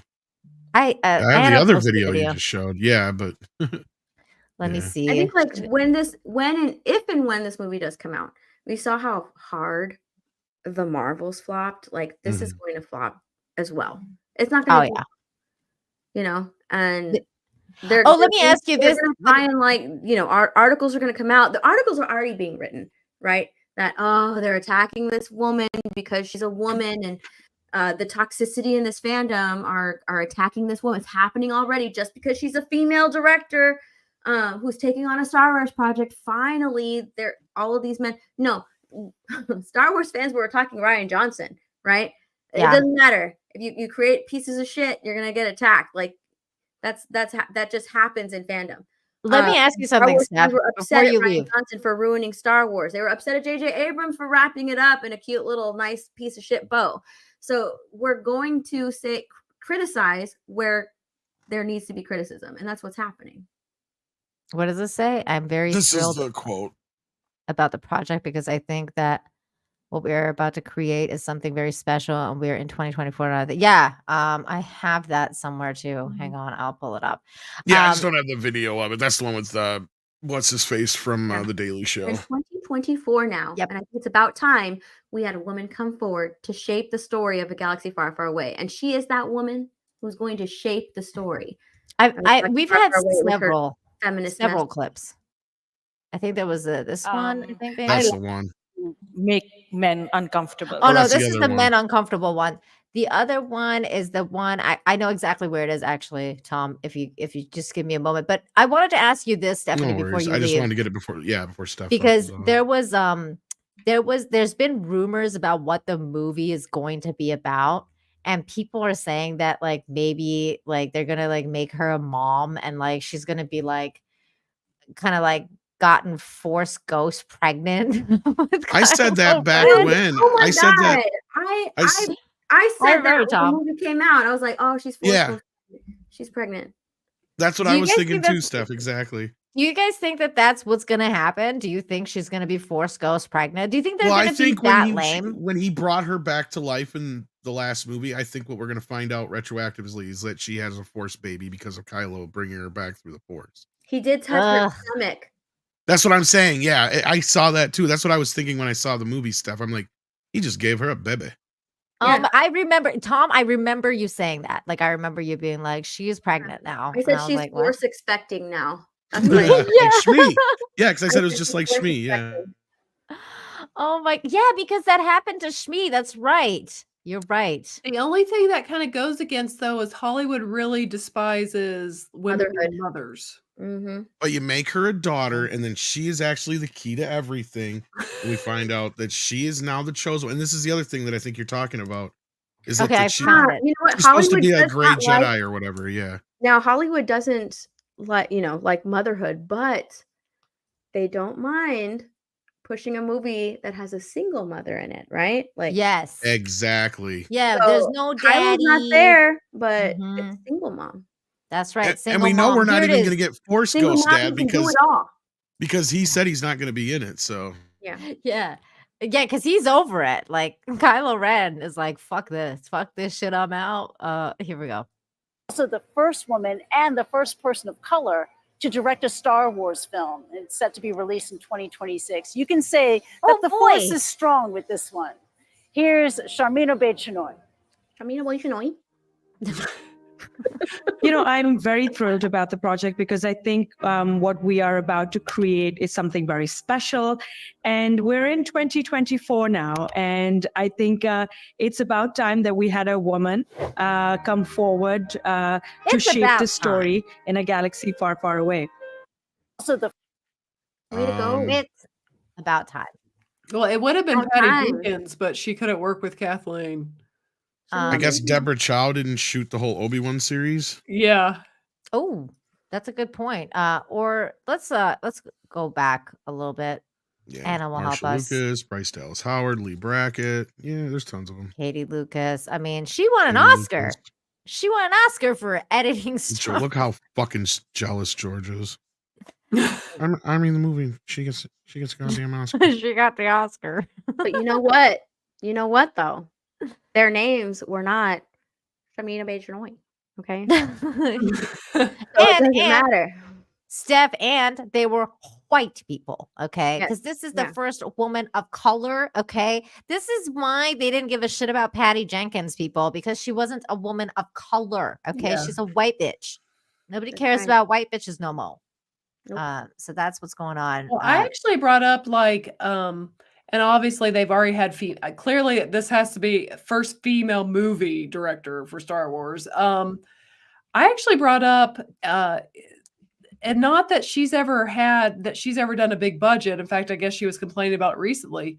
But why not reach out to someone funky, kind of like if you had to have a female, like Sofia Coppola, like at least like she was raised like around, I'm sure around Star Wars just because of her dad's connection to Lucas being such buddies. No. She would actually like Star Wars then. Yeah. I She don't would think you're actually getting the respect point, Star Michelle. Wars. Her Yeah, dad no, is but- actually part of the reason Star Wars exists.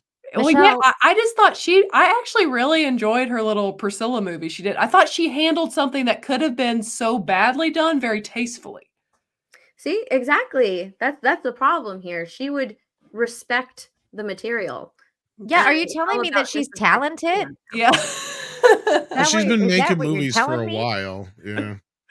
So you're telling me I mean, she's I don't know if I'd talented necessarily and has put her in a- credentials. I don't know, man. I don't think that she fits I don't know if the she's bill. got action sci-fi She doesn't- chops, she but does I not mean, have action sci-fi. she has worked in the industry a hell of a lot longer on real movies. Like that's the thing, and this is the same problem Marvel has right now too. But again, like yeah, Steph, I want to give you the final say on this shit since you got to get running here. And we got a Rhino in the chat. Well, yeah. I can hear it in his I wanna say Australian Star accent. The Nat is fucked. Star Wars. Yeah, they're not going to hire anybody who would actually respect the material, respect the lore, actually do research on the lore. They're not going to do that because that person would actually do Star Wars justice, right? And give fans what exactly. they want. And fans are now the enemy. They don't want to respect fans. So they wouldn't do that. What they want is to hire activists so that way they can check a box and say, we've hired an activist, we've hired a woman, we've hired not only a woman, but we've hired a woman of color. And look at this woman. Wonder of if color she's who has gay. done all of these great things for women. The trifecta. Great feminist. So yeah, they don't want to respect anything. They want to push their message, and what better way to push a message than to hire a woman of color who is an activist who does not have a lot of filmmaking experience, so I can tell her what I want to do, which is what Kathleen Kennedy wants to do. She wants someone who she can boss around and say, look, this is what we're going to do, and I want you to do this, so since she doesn't have any real filmmaking experience, like with movies, then she's completely somebody She's who gonna be a Kathleen Kennedy can take directed hands up and say, director. this is what I want, and I want you to make it. Yeah, she's gonna be a director that's directed. Which She's a is like, puppet. what the fuck is the point of you? Raging says, no, Nina, Leslie Headland is the gay one. That's right. Is Leslie Headland gay? I don't know. Yeah, I think so. Yes. Everybody's gay, Michelle. Everybody's gay. Everybody's gay. Steph, thank you for coming by today. It's been super awesome. I have to get going because I have a Mario Kart stream that I need to set up. But thanks for having me. Before you next do, Monday, tell everyone where they can find you and everything. Yeah, you can find me on YouTube, Instagram, and Twitter. All at My Nerdy Home. You can also find me on Kick, as well as Twitch, because I play video games, but I play very wholesome video games, and lately Twitch has become a cesspool of naked ladies, and I think we need to bring some wholesomeness back there. So I'm streaming on Twitch again. But yay! Bring back wholesomeness. I like that. That's Make really Twitch good. wholesome again. Make Twitch wholesome again. Let's go. Yeah, remember when make Twitch, Twitch wholesome used to be about video games. Yeah, like not titty shaking while playing video games. Those are the good days. Thank you, Stephanie. And check out her Mario Kart stream after this, guys. Bye, everybody. See you, Stephanie. Let's get to some of these super chats. Let's see. Oh yeah, she wants to make men uncomfortable too. That's right. Yeah. Did she actually say that somewhere, or? Oh yeah, I have the clip right here. I just saw it Here like it in is. writing. Oh no, we got this is been said. Now, to be fair, this wasn't a Star Wars panel, but So this is like a woman in the world panel. So they're like, it's like some sort of feminist panel. Mind you, first of all, I gotta say, man, Jon Stewart, first of all, is like he's like bending down when he's like talking to her. It's like he's at such a lower level than all of them, like head level wise. Like, do you see how I feel like his chair is shorter, maybe? So I mean that looks. He looks like such a loser in this clip, and the fact that he's even asking her this question is so pathetic. Like, he just sounds like such a loser. Here we go. What is the balance of activating a force for change, but also trying to permeate that patriarchy, that power structure? And is that a part of the calculation of your art as well? And what's been the reaction to that? Oh, absolutely. I like to make men uncomfortable. I enjoy making men uncomfortable. Not you, just not you. Not you. Point taken. But it is important to be able to look into the eyes of a man and say, I am here, and recognize that. And recognize that I am working to bring something that makes you uncomfortable, and it should make you uncomfortable because you need to change your attitude. And it's only when you're uncomfortable, when you're shifty, when you have to have difficult conversations, that you will perhaps look at yourself in the mirror and not like the reflection, and then say, maybe there is something wrong with the way I think, or maybe there is something wrong with the way I am addressing this issue. Can I say it will be interesting to see what? Well, I mean, I honestly hope this movie just doesn't get made in general. But it'd be like interesting to know what she's done, like as far as U.S. like American stuff, because he did specify, but Jonas J. Campbell was saying in his research of her that she actually has done like a lot of really good stuff in the Middle East. Yeah, because I mean the Middle East is like a different beast. I mean, I looked at her video, her like her IMDb and I like checked out like some of the stuff, and I was like, she clearly is passionate about activism, and she's clearly passionate about like that type of movie to bring attention to some atrocities that are going on in the Middle East. And honestly, more power to her when she's doing that kind of stuff. Great, because that needs to be a thing. Like there needs to be documentarians. There needs to be a thing that brings attention to the kind of injustices that women go through in the Middle East, because they do go through a lot of injustices in the Middle East. That's true, but that is a very different beast than Star Wars. Yes. Like it's Yes. like, or any sci-fi movie really, because usually sci-fi movies are supposed to be about like humanity having to have it's past those things. It's gone past those things because it's usually science fiction is set in the future, especially if you're doing space operas or anything like that. It's usually past those things, or it's usually there's another form of challenge that's going to happen to humanity where you're facing that, usually in the form of alien invasions or whatever it is. So like whatever is something we don't get, that's what, like in our society, that's what usually is reflected in sci-fi. And I don't think she understands that. Well, and it's a different beast, like you're saying, just from the Middle East and America.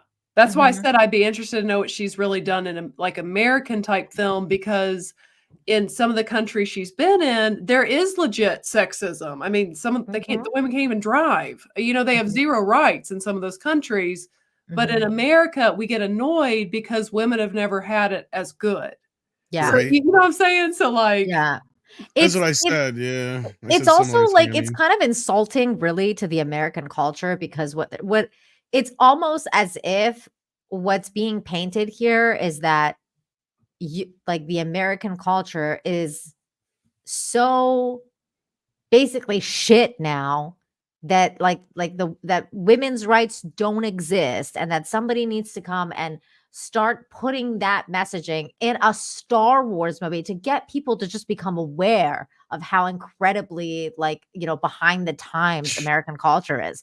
It's kind of like really insulting in that way, right? Like it's like, oh, we know, like there's so much wrong with American society is basically what they're trying to say. And honestly, and I brought up like Eddie Murphy even had a whole bit about this, because he talks about, getting divorced and losing half your shit. He's like, since I'm so famous, I'm gonna have to go out and in the bush somewhere and find some bitch and marry her, find her riding on a zebra naked. But my problem is I bring her back here to America. She start hanging out with American women and she get all kinds of crazy ideas. And then she wind up with half my shit. It sounds to me, because Tom, I just watched Coming to America that he told a joke that does the exact opposite of what he says in Coming to America. It's very funny too. Like he's been all over this kind of thing for a while, but it's so true. But that's what it reminds me of when you ladies talk about this, because you're right.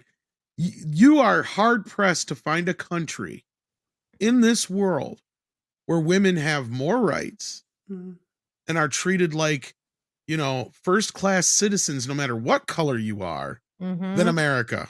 Yep. I mean, pretty much treated like equals. I mean, for the There's most a reason part. why women and children first always was a saying. And notice it wasn't children and women first. Yeah, Because you can make more babies. You got to have the women, though. It's even See, better. that's the Like thing. America is even better off than Canada, because you guys have freedom of speech. Like in Canada, we don't have freedom of speech, and that's one of the biggest problems with the Canadian government and everything like that, because we still have hate speech and blah blah blah. So even then, like women have more rights and people have more rights in America than they do even in Canada.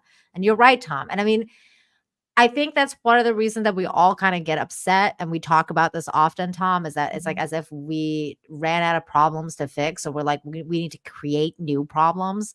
And this just feels like that. Like, is our government fucked? Yes. Do we have a lot of problems socially, economically? Oh, fuck yes. But I'll be damned if somebody's going to sit there and try and say that and talk about America like it's some fucking third world country, where you've got countries where people will throw you off the top of roofs if they don't agree with your sexuality, where you got people who literally make women dress from head to toe, because if you see even one little inch of them, it's considered, like, it's just asinine for people to come to this fucking country and act like it's some fucking horrible place. It's like, where the fuck do you think you're at? Did you guys by any chance catch the new like there's an interview with Vivek Ramaswamy, like the guy that's running for Republican candidate for president. There was a new interview with him on an NBC. Did you guys happen to catch that? With the white woman that's questioning him? Yeah. Yeah. Did you see that part where he talks about like what he thinks, like how far America has come with in terms of like getting free of like being free of this kind of notion of like slavery and all that stuff. Like did you see that part, Michelle? I'm pretty sure I watched it. It was like a 5-minute thing. Yeah. I loved what he talked about because he was like, this is the time where we basically fixed all of our problems and you guys are trying to like make these problems. Like we've already fixed it and you're trying to make, and it's going to backfire and you're going to create racism and you're going to create hostilities because of what you're doing. And I completely agree with him because I think that's exactly what's happening. And that's what we constantly talk about, like the pendulum swinging back, right? Like, it's gonna happen, man. If you keep forcing people into this kind of bullshit, it's gonna backfire. It's gonna backfire. It is, hard. and I don't want to get too deep into it unless we're on Rumble. Let's get to That'd be a little bit different, which we could, but like I think we're getting to the point we might as well just wrap this up anyway and get to the super chats. So, but yeah, no, it was an excellent conversation, and I'm glad we had it. Yeah, good talk. Yeah. Where are we at here? The Star Wars sucks. Yeah, Star Wars is dead. If you guys think Star Wars is saved because of Charmene, no, I got news for you. We're gonna have to do some night. We're just gonna have to do a full on like Rumble stream. Yeah, we'll have to do, especially when Carrie Smith is here. Like I was gonna say, we'll have to get Carrie. We'll have to get Andre to get up early or stay up late to be on it. We'll have to have some fun with that. Yeah, we'll do like a dramatic one. Because there's a lot of stuff I want to talk to Michelle about, like theology and stuff like that too. But I wouldn't dare do it on like YouTube. Like no, we should have a Rumble exclusive Toxic Femme one night for sure. Yeah, but let's get back into these super chats. Yeah, Russell Hall for $2 says Pedro. There's a hell of a mustache there. Catcher. Oh my god, he always puts mustaches on. That's actually his OG photo. Russell Hall, thank you, says Pedro also definitely plays the catcher. Oh, and that's reference to the Willem Dafoe and the Bull Durham joke. He brought two together. That's comedy, folks. That's comedy. More than that Joe Coy could do. Tom, oh my god, the Raging Moose Knuckle is back. Oh Lord. Oh Lord, $1.99. I'm single again. Good for you, Raging Moose Knuckle. Yes. Oh my god. Good for you. I have no comment on that. Go ahead, Michelle.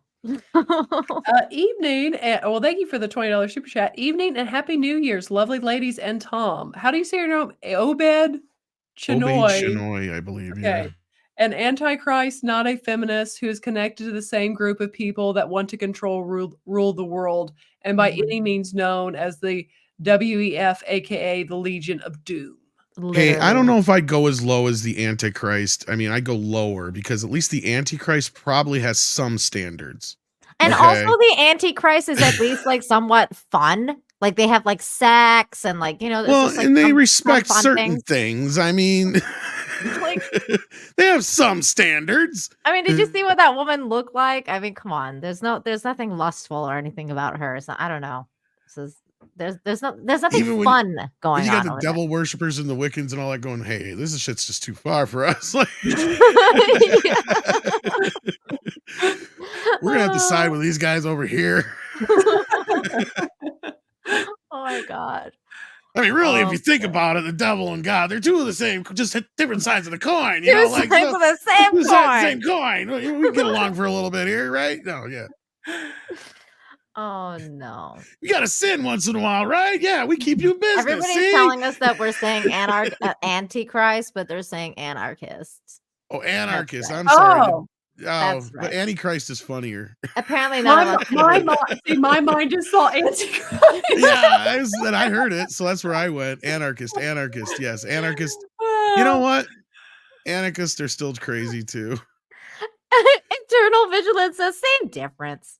Same difference. Yes. Actually, like I said, still more standards. Then Retro Meister has a follow-up for 10. Thank you again for the $10. And sorry we totally butchered your last super chat. It was worth Also, it, in my with the opinion. revelations about Weinstein ties to J.E. Wait, Oh, who's J.E.? Oh, yeah. The Okay, got it. island boy. Oh my God. It reminds me of how Scream 3 was ahead of its time and its meta commentary about abuse in Hollywood. Wait, what? I don't remember that at all. Okay, Scream 3. You guys don't remember that one? I actually like Scream 3. It's the worst. So you remember it. 3, but it's good. It's the one where Sydney finds out that her mom was basically taken advantage of in Hollywood, let's say, for lack of a better term. And she had an illegitimate brother because of it. And the director is creepy and part of this whole deal, and it's very Epstein and Weinstein like, considering the situation and who produced it, Weinstein. So yeah. Ooh. Yeah. Gross. Did he produce the first one too? Oh yeah, any Miramax or Dimension films, they're all over it. Oh, that's right. Oh, all I want to add to this is yes, WD, W Pro, and I and Script Doctor and Culture Casino addressed a video on this because let's just say one Leslie Headland was definitely his assistant, and there's communications between these two people of Weinstein and J.E. I wouldn't be surprised. And that's what I said to the response to that, because we all speculated that at the time. Because this bitch even did a play about her time working for Weinstein. She did. That's true. Yeah, that's true. I had heard about that. I mean, she I didn't talked watch about it. him like he's some weird dad or some shit like that. It's like, you? Those bitches all were like treating him like he's God. Didn't fucking famously Meryl Streep call him God? Like she This was is all about power. This is what I've said all along. Bill Cosby, Harvey Weinstein. It was all about them losing power. The moment they didn't have the power they used to have, people forget. And this is what I love about the whole racist thing. It's like, motherfuckers, did you forget that Bill Cosby was the highest paid actor in the world on television in the 1980s? Yep. Like, nobody had a bigger show than Cosby. Nobody. No. Like, what the fuck are you talking about? Everybody stopped and watched that show. Like, I don't know anybody who didn't watch the Huxtables. Me, because I found him creepy and I called it. I knew that motherfucker. There was something wrong with that guy. You're also Canadian and shit, so let that one count. Hey. But everybody American, red-blooded American. You can ask my husband. It's so funny because like he was like, I remember when we found out, he was like, I cannot believe you called. Not it. only Like, that, how did at the you same say it? I was time- like, there's something in the eyes. We just brought him up earlier. Eddie Murphy was the #1 star in movies at that time. Now, box office wise, they always say Harrison Ford was, but that's just because of the Star Wars films and Indiana Jones, right? If you take that out of the equation, or you at least take like the Star Wars films out of the equation, he's by a long shot, Eddie's got him beat. Because Eddie had tons of movies throughout the 80s that made tons of money. And there was nobody who made more than him. It's true. Now that I've thought about this, I get what you're saying, Retro, but I would say that that stuff's been going on in Hollywood pretty much from the beginning. It's all about power and what you get out of it. And who's going to play the game and what they get. The Ghostiest has been a member for 33 months. Incredible. Thank you. And holy cripes, Retro Meister coming in with a few $10 ones here. Yeah. And this is him. And, whole well, bunch. I already brought this up, but sorry, I didn't mean to jump ahead here. Oh, it's go all ahead. good. Rachel Meister. Is it Michelle's turn? I think it's you, Michelle. Go ahead. Oh, yes. And thank you again. Involving Sidney Prescott's mom dealing with a character based on Weinstein himself before his crimes were ever public. Crazy. Yeah. I don't know if it was ever so much based on Weinstein personally. I think it was just kind of coincidence. Now I kind of want to watch Scream 3 again. It's not the worst movie. I will say that, like, it's the worst of those three, but like compared to today's movies, it's really entertaining. I might watch it. I kind of want to watch. I wanted to watch like Scream 2 and 3 again. I always kind of liked it because I was always on the forums when the first two movies come out, and we were all like, there has to be a third killer in the first movie because it doesn't work otherwise unless there's a third killer. And the beauty of the third film is it gave us that third killer, right? So it kind of tied everything all It back made together. sense. Yeah. And I know some people don't like it as much, but I thought it was pretty good for a trilogy. I thought it was all right. No, I agree, Tom. I like it. I don't think it should have ever gone past a trilogy, to be honest with you. It's like See, now that's the weird thing. See, I consider Scream 1 through 3 its own thing, and then Scream Mm-hmm. 4 is commenting on remakes and reboots. See, and that's the weird, stupid thing, because Scream 5 tried to do the same thing. It just did it worse. I'm Yeah, like, why are you trying to do that when they already did that? Yeah. I actually don't mind Scream 4 again compared to today's stuff. I think it's pretty good. Damn it, Michelle, that's not a good bar to set. Like No, but the best part is low. when Sydney's like, never fuck with the original, bitch. Oh, that's funny. And she shoots Emma Roberts. Yeah. I don't even think I've seen it. It was fun. I haven't seen I haven't seen Scream past Scream 3, I think. I think I watched Scream 3 And the first like 4 once movies at when it least came out. respect the characters. Yes. They respect the story. They respect the lore. The 5th film is where it all went out the goddamned window.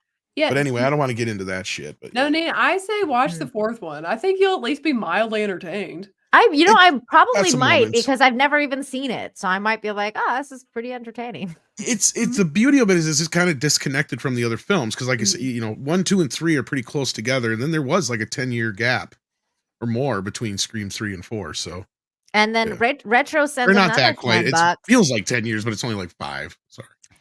No worries. And says finally Tay Tay and her Golden Globalist friends, who should be grateful they weren't roasted by Ricky G, or we would have seen a very different expressions. She's died. That would be so much funnier. Like I really wish that would have happened, but I still think that was a beautiful gif. At least we got with the drink and the eye roll. Like that was. It just shows you how sensitive these fuckers are too at this point. Because the reason they got this guy, because he's so safe. But even at the little cracks he made, look at the faces she made, and motherfucker ain't gonna come back. Real quick, I'm gonna skip to this one because it's topic relevant. Yeah. Thank you, Flummoxed Buffoon 87 for 1999. Says the Wayans Brothers movies, Scary Movie 2. Yeah, I actually liked those both are of all right. those. I really liked Scary Movie. I thought Scary Movie, like the first one, was fucking great. Like I was like, this is great. It was better than it had a right to be. That's for sure. Yeah. I even really like the third one where they make fun of randomly like 8 Mile. It has some moments in it. Like the third one is where they kind of get weird because the weird thing is the guys, or at least one of the guys, I think, behind the airplane films came in for the third film, and the Wayans left.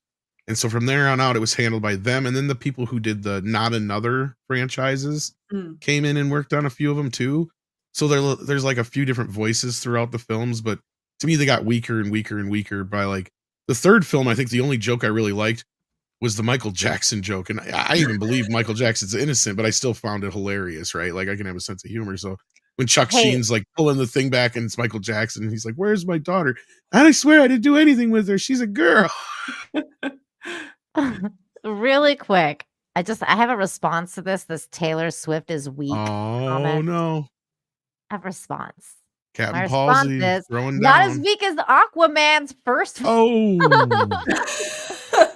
Oh. This motherfucking movie made 450 million at the box.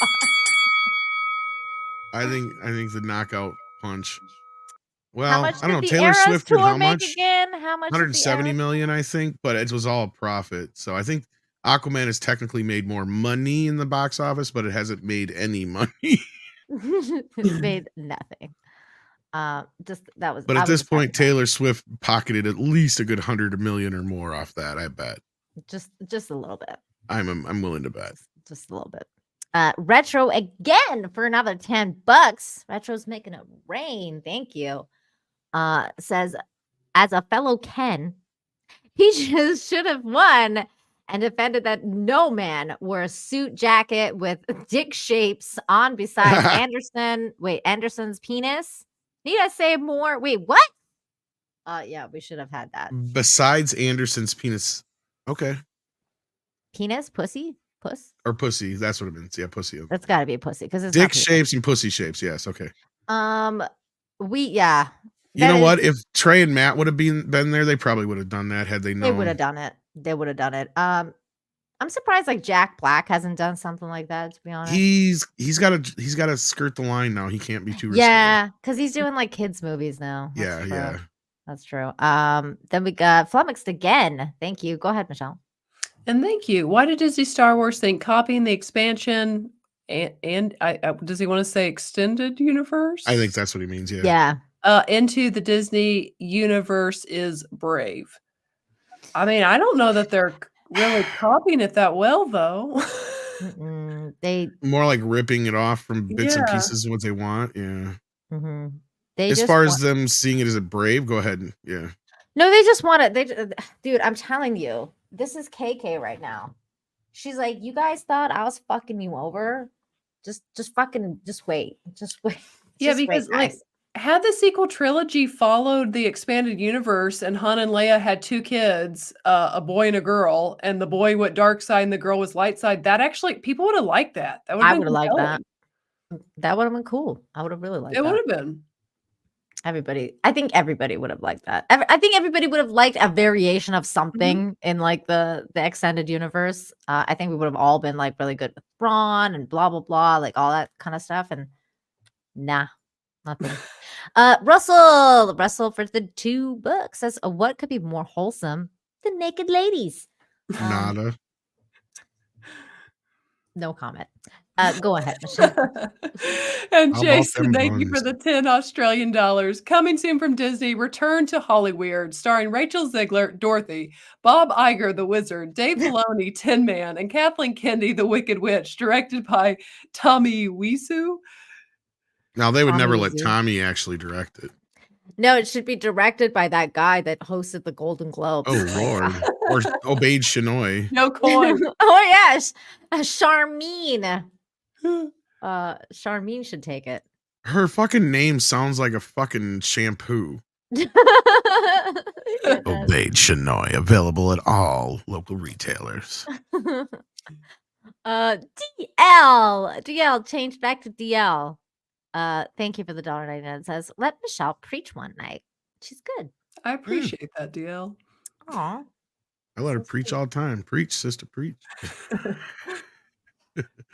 We got Brian Keith here. I can grab that one. Since you're choking. Sends in $5. It says, I wonder what's going to be more uncomfortable, the next Ray movie or the more names and info that comes from the files that get leaked. Hey, Leslie. Yeah. There may be a crossover there. Now Leslie has nothing to do with the Ray movie, but yeah, she's the acolyte. I wonder if Jimmy Kimmel's still gonna host the Oscars. Let's just say that. Oh. So far, he hasn't popped up in anything that's come out, so he's lucky there. But maybe that's going to be his fortune, is that he was never big enough until after the fact. Oh. It's where he's not on any of the laws. Ew. Yeah. Before we go, Might look let's make fun of Christopher Nolan for a minute. Can I just say too, Leslie, what's her name? Hedlund. Yeah, girl had to know. Oh, totally. They all knew. That was the whole She was like his thing. They assistant. all Of course she knew. knew. She was one of the people that was probably making the appointments and setting She up was the fucking making the hotel rooms appointments and for real. all that Yeah. shit. Yeah, I guarantee you. That's what we Yeah. said back then when we found out about this whole thing. She probably brought him coffee while he had his dick out and was Look, I mean, like, there's a lot of people I know that knew about this shit, and then you turn around and there's the people that are closest to him, and it's like, how could they not have fucking known? yeah, exactly. But before we go, I really want to make fun of Christopher Nolan for a minute. Yes, because this was hilarious. There was an article that dropped that said Christopher Nolan gave an interview, and he basically said that he had a really awkward meeting or an awkward situation happen that came up because they asked him, like, has anyone ever talked shit about your movies? And he was like, yes, it was an awkward situation that happened in like a Oh, cycling he wasn't talking class. about me. Never mind. Like a cycling class that he was going to, and it was like an online cycling class. And he's like, the chick that was like teaching the class didn't like one of my movies, and he wouldn't name what movie it was because they tried to get him to name the movie, and he wouldn't say it. And he was like, yeah, it was really awkward for me to know that she like didn't like the movie at all. So of course the internet went and tracked down the freaking class. So here's the video of what she said and what movie it was. Of course, it was Tenet. Here we go. This song. Why isn't that playing? This song is from the soundtrack of a movie called Tenet. Anybody see this shit? Did anybody see this besides me? Because I need a manual. Someone's got to explain this. Yeah, I'm not kidding. What the fuck was going on in that movie? Do you understand? Seriously, you need to be a neuroscientist to understand. And that's 2.5 hours of my life that I want back. I want it back. That's so bad. I think what's so funny about it too is not that, I mean, so many men feel the same way about Tenet. Tenet sucked. But I think especially as a female viewer, it was just like, what is this? I hated that movie so much. I was like, I want my money back and my time. I was relieved when it was over, and I had a Same. headache from Yeah. the bass that was in that movie the whole time. I couldn't hear a word that the people were saying. Like, I was like, all I could hear was this like, and I was like, there's dialogue happening, and I can't hear a single word Robert Pattinson's saying right now. And the real kicker to me of Tenet is like, you didn't really understand what's going on, and you didn't even care to. Like, you just didn't care. You didn't care. You didn't want to know. You just want to move on and forget. Yeah, it was definitely like that. It was like, I don't even care anymore, because I like when you have to strain yourself so much to like keep up with a fucking movie, you're like, you know what, I'm out. I'm out. Last thing, I want to get your quick thoughts on this, Michelle. This was announced today that Martin Scorsese plans to direct his new Jesus movie. After this year, the film will run 80 minutes and mostly focus on the Jesus core teachings in a way that explores the principles, but doesn't, what is it?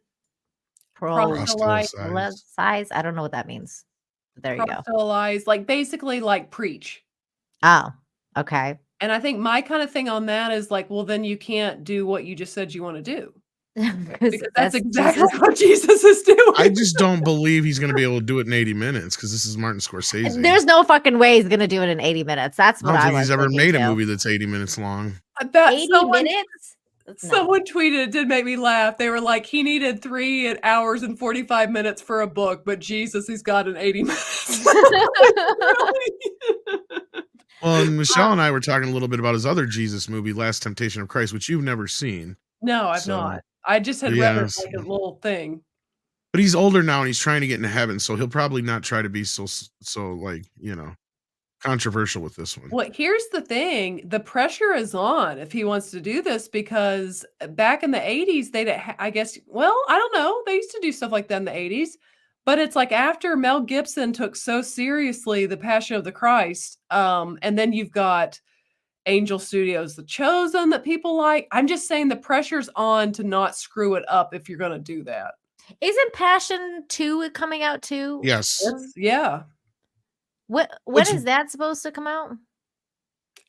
I don't think they've started filming it, but I feel like the script is already ready and Caviezel signed on. I think they're doing the de-aging thing.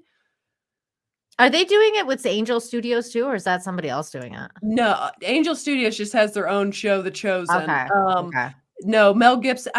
Tom he does it through his own producing. Mel Gibson does his own thing, right? Yeah. Okay. Yeah. That's what. Does he have his own company?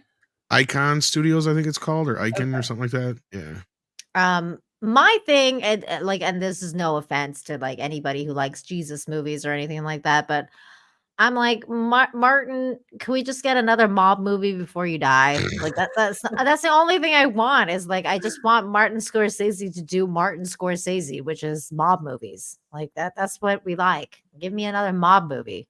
That's my thing. I'm like, Jesus movie, I don't know. Martin Scorsese, Jesus movie. It kind of seems like a weird combo. It really does. It's like, is Jesus going to be like, you better follow me or something's going to happen to you and your family? Then I'm going to be like, okay, I'm in. I'm in with this, Jesus. In fact, I'm really curious. Like I said, and I'm serious about it. I'm really curious to hear like Michelle's take on, The Last Temptation of Christ, because it was a very, very controversial film when it came out. And when I saw it, I finally was like, what is the problem with this? Like, I don't get it. Like, it really, because I watched that and The Passion back to back. Do you know what maybe Martin Scorsese could do? Like, since he loves mob movies, he loves things like that. If he really wanted to take this serious, he could do a good job of really highlighting the world that Jesus was in. It was a very brutal world. Well, that's what I liked about The Last Temptation of Christ. I felt he did a wonderful job of just capturing the reality of it. I mean, I don't know how accurate it was as far as like the world and the costumes and the all that kind of business, but it felt like it was to me. So Michelle, what you're saying is you want him to make a mob movie that's like a Jesus movie, but like where Jesus goes to clean house and he's like, you want to be part of the family? This Well, he is the kind real of was a family because I'm the godfather of Son sorts. and the Holy Spirit, motherfucker. Well, Like that's what I'm You saying is wouldn't that say that you last thing have a unless he's played by contrast. Samuel Jackson, but yeah. That's true. I'm saying you have a contrast. You have Jesus, who is Jesus, surrounded by this very corrupt, brutal world. So you you can like really set up this. He was friends with hookers. He was friends with hookers and stuff. He was friends with sinners. That's kind of the problem with Last Temptation of Christ is because the whole Mary Magdalene bit. But yeah, it's true. He kind of was the Batman of his time. You know? Yeah. Fighting crime and taking names. I love that Jesus hung out with hookers. I think that's a really cool thing. He could do that. He could do a whole thing with that. That actually would be fun to watch. Also, you said something about Samuel Jackson. Black Jesus, Tom. Hello. I know, but you know, what we really want, if you want what you're talking about, Nina, you need Keanu Reeves playing Jesus, and they caught Jesus on a very bad day. Ooh, I like it. I like that. Ooh, there's that whole story. I actually heard this from Nick Rekieta because I didn't know anything about They hung him on a cross and left him to die. No, there's this 3 whole days story. later, he rose again, and now he's back. No, there's this whole story, Tom, where apparently he goes to hell and he like fights like the devils and like the weird shit in hell, and he like goes to save like the saints that were sent to hell. I heard about this, yeah. That would be a freaking cool movie.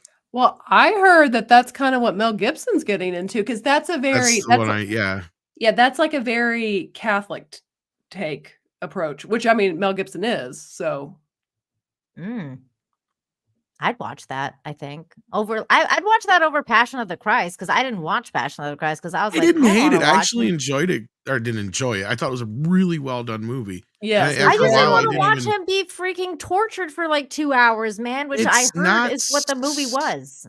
Sort of, but not really. It's more about like, look, let me put it to you this way. I watched Passion of the Christ right after I saw Last Temptation of Christ back to back. And after that, let me tell you, it did make me question a lot of things and talk and think about a lot of things and who Jesus was and what he stood for and all that kind of business. So it does make you think about a lot of things. And it's not so much about the torture of it all. It's just about faith and what it means to people. And like Last Temptation of Christ specifically, like I was talking to Michelle about, the whole thing that I didn't get about the controversy because they were all about the whole Mary Magdalene thing. It's like, well, what the whole movie's about is the last few hours of his life or last few days of his life or whatever, basically. And the devil's trying to tempt him by showing him different things. And all he has to do is give in. Right. And that's all it's all about. So that's why it's called that. And in one of those visions that he gives him, he has a family with Mary and it's this whole like thing. So I'm like, that's what they're making a big freaking deal about. Like, what?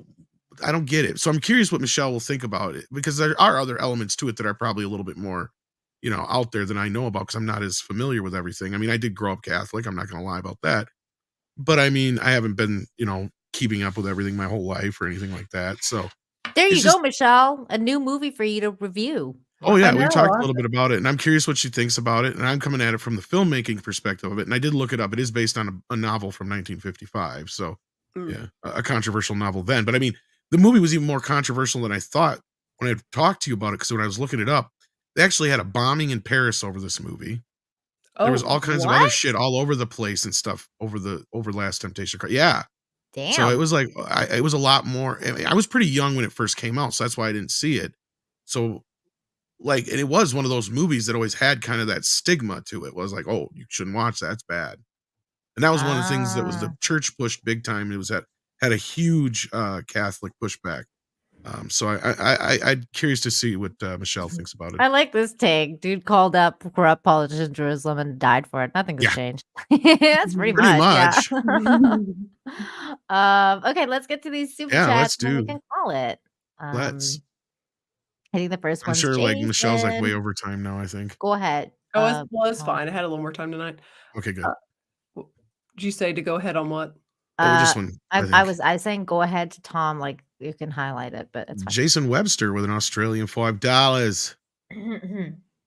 Due to budget cuts, next year's Golden Globe ceremony will be held in Steven Spielberg's home theater. Oh no. Nolan's is probably bigger. That's true, because he's got to do like all this IMAX stuff and everything. He's got the IMAX screen. He's probably got a real IMAX at his house. Yeah. He's gotta. Go ahead. I don't know. And thank you, Brett. Leslie, the Lezo was happy to have women raped and assaulted. She knew she'd never be able to have them. Women are vicious. She fed them to the beat. I think Beast. I think he meant. Yeah. Brett, Leslie the Lezo is hilarious. That's all I'm just saying. What I think is funny, she looks like Fred Flintstone. What? She does? Yeah. She's got an odd-shaped head. Yeah. She's weird. Is it my turn? Or is it Michelle's? Oh, it's my turn. Flubix, thank you again for $4.99. Says, heaven is a joke. Themes 8 week. Memes are the soul of reality. Monsoon. What? I don't get this one. I don't know who Monsoon is.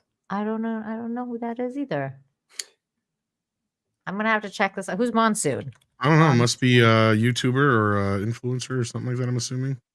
We're like, because we don't know who he is. I don't know who that is. I'm so out of whack here tonight. I'm sorry. I have no idea. Flummox, you're gonna have to give. Oh, it's just like very Pearl Magnum look like Bonnie. Bring back my Fruity Pebbles. Oh my god, I'd never seen that before. Now I can't unsee it. Jesus Yabba dabba doo. Oh no.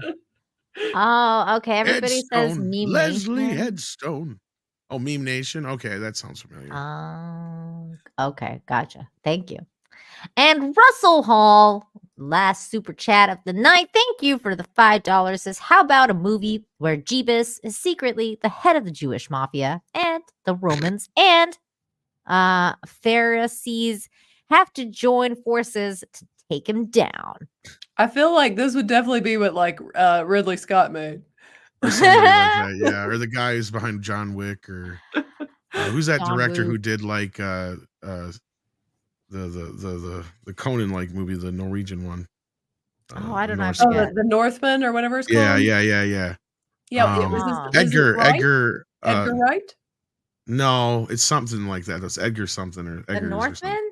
Let's see. Yeah, The the guy who did Northman. that one. Somebody will That get was it a in good the movie chat. too. I think it's Robert Eggers. Maybe that's it. Yes, Robert Eggers. Yeah, that's it. Yeah. Yep, Yeah, he'd that's make the something one. like that, I bet. Yeah, that'd be good. I'd watch that. That sounds good. Or like Tarantino. Jesus. Ooh, yeah, Tarantino Jesus movie. Yeah, let's go. That I'm would be a down. disaster. that would be fucking great. It would either be a disaster or the most glorious thing ever made. He's gonna cross motherfuckers, like literally. Like that'd be great. It would be just amazing. Like his re-envisioned like historical like thing. It'd be like yeah. first they put him on the cross, now he's coming Yeah. after We them. would get that thing that we keep saying, like, yeah. Yeah. Jesus would like invent the Uzi. Michelle's like, I'm surrounded by fucking heretics. Like, Stop, please. You're gonna kill me. no. Speaking of Just heretics, have that. you seen Life of Brian yet? That's another good one. I haven't. I've been like nervous to watch that, Tom. People keep asking for it. It makes me nervous. I don't know why you need to be nervous. It's a You shouldn't funnier. be- You shouldn't be. It's very funny. It's one. It's of a the funny funniest movies take on ever. the life of Jesus. Yeah.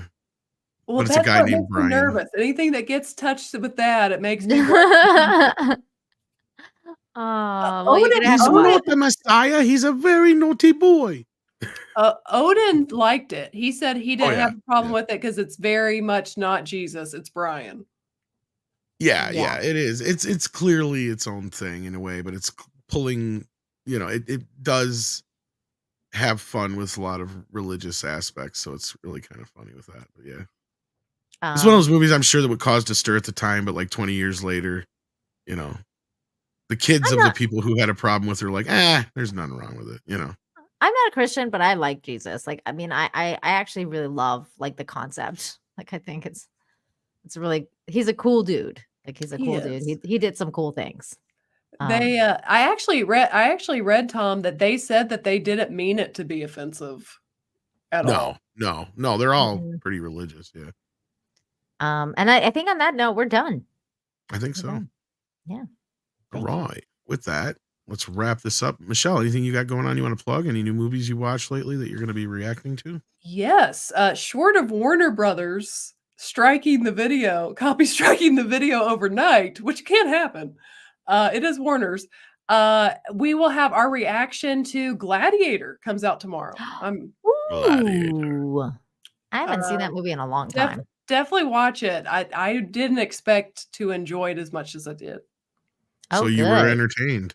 Oh, I was definitely entertained. You cried in the end, didn't you? I did. I was bawling my eyes out. It started, it went stop, and I didn't expect that. Yeah, I couldn't stop. I was like, this is what the fuck. Like, this is the saddest movie. Crying. Yeah. It was, I mean, that ending with like the field and everything, I was just like, why doing this to me? So good. So good. Russell Hall, thank you for the $2. Pulp Fiction 2. They opened the case. And it's Jesus. That's what's in the case. I like it. I've never seen Pulp Fiction. Oh my gosh. Oh, It's my Michelle. favorite movies ever. Dude. It changed my life. You have no idea. You have to put, okay, can you please move Pulp Fiction to one of the top? A little of your higher. list? A little Yeah, higher. you got to ease it, girl. Yeah, come on now. Because I think this is actually the anniversary as well. Because 94, I think it came out. Is Oh, it? see, people are calling you a heretic now. How dare you, Michelle? God damn. One of the Quentin greatest movies Tarantino, ever he's made. he's a flavor. He's a taste. You I guys agree. I understand. That He's is one of my true. I favorite can get. flavors, though. So Mhm. Yeah. I mean, like, as far as like Tarantino movies go, by the way, like I like Jackie Brown. I like Jackie Brown more than Pulp Fiction. Personally, that's just like a personal thing. But I still love Pulp Fiction. I think it's great. here's my prediction. You'll like it, okay, Michelle, but you'll have some issues probably. Natalie is not going to understand it. Well, Natalie's already seen it, actually. Oh, she has. Okay, I was gonna have. I figured to lose her because She I was figured- like, she thought it was okay. yeah, okay, so that's about what I would figure. She'd be like, Mm. yeah, it just wasn't for me, kind of thing. Just going by what she said so far. Have you her seen other Jackie reviews. Brown? Yeah, No. I think you guys would really like Jackie Brown. I think you'd like Jackie Brown better than The Pulp only Fiction. Quentin Tarantino movies I've watched are both Kill Bills. Okay. Let's see. Which other one did I watch? No. Both Kill Bills and Once Upon a Time in Hollywood. Oh, that's a good one. What I about like that Inglorious Bastards? See, I haven't Oh, watched that's a that. little See, like Natalie loved Once Upon a Time in Hollywood. Yeah. Yeah. Well, she might. Well, she might. Well, You know, I never guys saw Inglorious would like Bastards. Jackie Brown, I think. See, What's that? not to fully give it away, but Natalie actually, I was surprised she really liked Gladiator. Oh, Ah. yeah, I can wasn't see sure if she'd why like that though, one because either, that's but a great yeah. movie. Yeah, that Um, one I could see. You know, I've never seen Inglorious Bastards, so I should watch that. It's And- good. It's fun. And you should watch Jackie Brown. That opening, look, basically all you got to do for Inglorious Bastards is you watch the opening scene. If you're not sucked into that movie after that opening scene, Yeah, pretty then- much. Then you can skip. and if you've seen Rogue One ripped it off. Oh, Like, in fact, my review of Rogue One back in the day before I was even part of Midnight's Edge started off, this is my review of Star Wars, Inglorious Bastards. I mean, Rogue One. That's funny. I've really never was, seen yeah. Django. Hateful Eight, I actually really liked. I thought it was really I haven't seen either. good. I love Django, the I never extended watched cut because I of was like, Hateful Eight. I'm not into like slavery movies, and it's just like a constant like, oh, okay, let me watch It took fucking me slave okay. movie. As much as I love Tarantino, Django was my least favorite of his films. It took me like 2 or 3 watches to really get into it because the first time I watched it, I felt like the last 30 minutes were too excessive. And then after that, I kind of got into it a little more. It took me a few times to get it. And that's the thing with Tarantino and me. Every time I see one of his movies, I like it more than the last time I saw it. It's weird. Do you think I should watch Django? I mean, I don't know, man. I'm not into slavery movies. It's not your typical slavery movie at all. I've seen one scene from that movie that really did crack me up. Yeah, it's a good movie. I only want to see it, to be completely honest, I only want to see it for Leo because I think his performance is fucking superb in that. Superb. And you got a lot I like of great that. I like that performances little in it, too. gift that he has with a little drink in his hand. Nina, someone just said not into slavery movies, but like Gladiator. It is the same woman who the first time I pop into one of her Conan streams, she's like, "Oh no, I don't want to do that. I still want slaves," or something like That's that. She true. says. So, I'm not into slavery, the but- whole like let's whip him and stuff. No, I Yeah, get what like- you're saying. You're not into the roots kind of stuff where it's Yeah, really like, yeah. Like no, that's not even remote. Like there's moments in this movie, but the beauty of Django is everything you see that makes you mad in the movie, there's some sort of just dessert involved with it. So it's kind of like the ultimate kind of like, see, when that movie came out, that's what I couldn't believe, where years later people are like, oh, this woke and everything's so racist. It's like, the fuck are you talking about? Like, you could not have made a movie like Django Unchained 10, 15 years ago. But like 12 Years a Slave. Yeah, that's the roots kind of I movies, can't. yeah. Like I can't I watch did not this- care for that one. There's that much. I another one watched it that once, Will yeah. Smith did recently. Like, what was it? Like the one that- Constipation or something like that. I don't remember. yeah, like some shit like I don't remember the name of it. the one sorry. where fucking Chris Rock was like, beat him harder, master, harder. That one. That one. haven't I'm not seen watching that's the fucking funniest shit I've ever heard by Chris Rock, though. I can tell you that. Okay, we can call it. And this is true. Leo did actually, that scene that he's in. He slams his hand down. He slams his hand down on the table, and there's like this skull piece on the table, and he broke it with his hand, and it cut his fucking hand. But he kept going through the scene, didn't stop. See, I love. So they stories used that like shot, and he ended up having to get like a shit ton of stitches in his hand. Like I yeah, love it was- stories like that because that like reminds me of like Tom Cruise when he broke his ankle. Tarantino has a few of those. Like in another one was in Hateful Eight. They broke a priceless guitar on accident. Ooh. Because there's a scene where Kurt Russell takes the guitar from a character and slams it up against the pole and breaks it. They were supposed to replace the guitar with the prop, and they didn't. And the reaction that Jennifer Jason Leigh has in the shot is real. She actually turns over towards she goes from like oh my god, and she actually looks this way, which shows she's looking at Tarantino. Like, no, that's the wrong one, she's trying to say, but she didn't want to break the scene. So it's kind of like this whole thing, and you can tell like the franticness in the scene she's having. It's like, and yeah, so they said that they would never lend guitars out ever again now because of that. Because it came from this like it was a irreplaceable like 200-year-old guitar or something like that. It's like a handmade guitar from that era. Yeah. I can tell you this, Cavatinho. I watched like the original Spartacus, like the original one. But I've never watched like any remakes. I'm like, I'm not interested in watching slave movies. Like I can't do it. I can't bring it.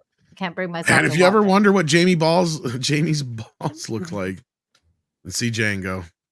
Oh, what? You get a hell of a shot of him. That's true. Okay, I'm watching it tonight. Thanks, Russell. Yeah, it was on Netflix. I don't know if it still is, but well, of course you're in Mexico, so I don't know what they got. Yeah, they have weird stuff on Mexican fucking. You never know. I can sit there and go on some of these and change my VPN thing with Surfshark, and sometimes I'll get the different things pop up. It's like, oh yeah, it's like, oh, this is on here. Yeah. Yeah, it's weird.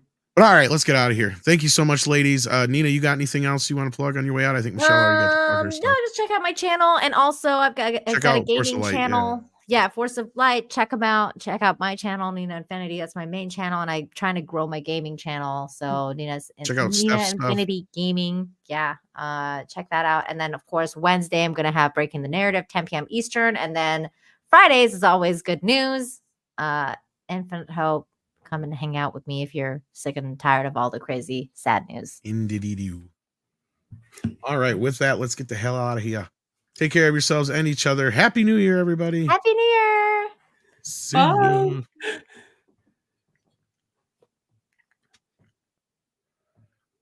Bye.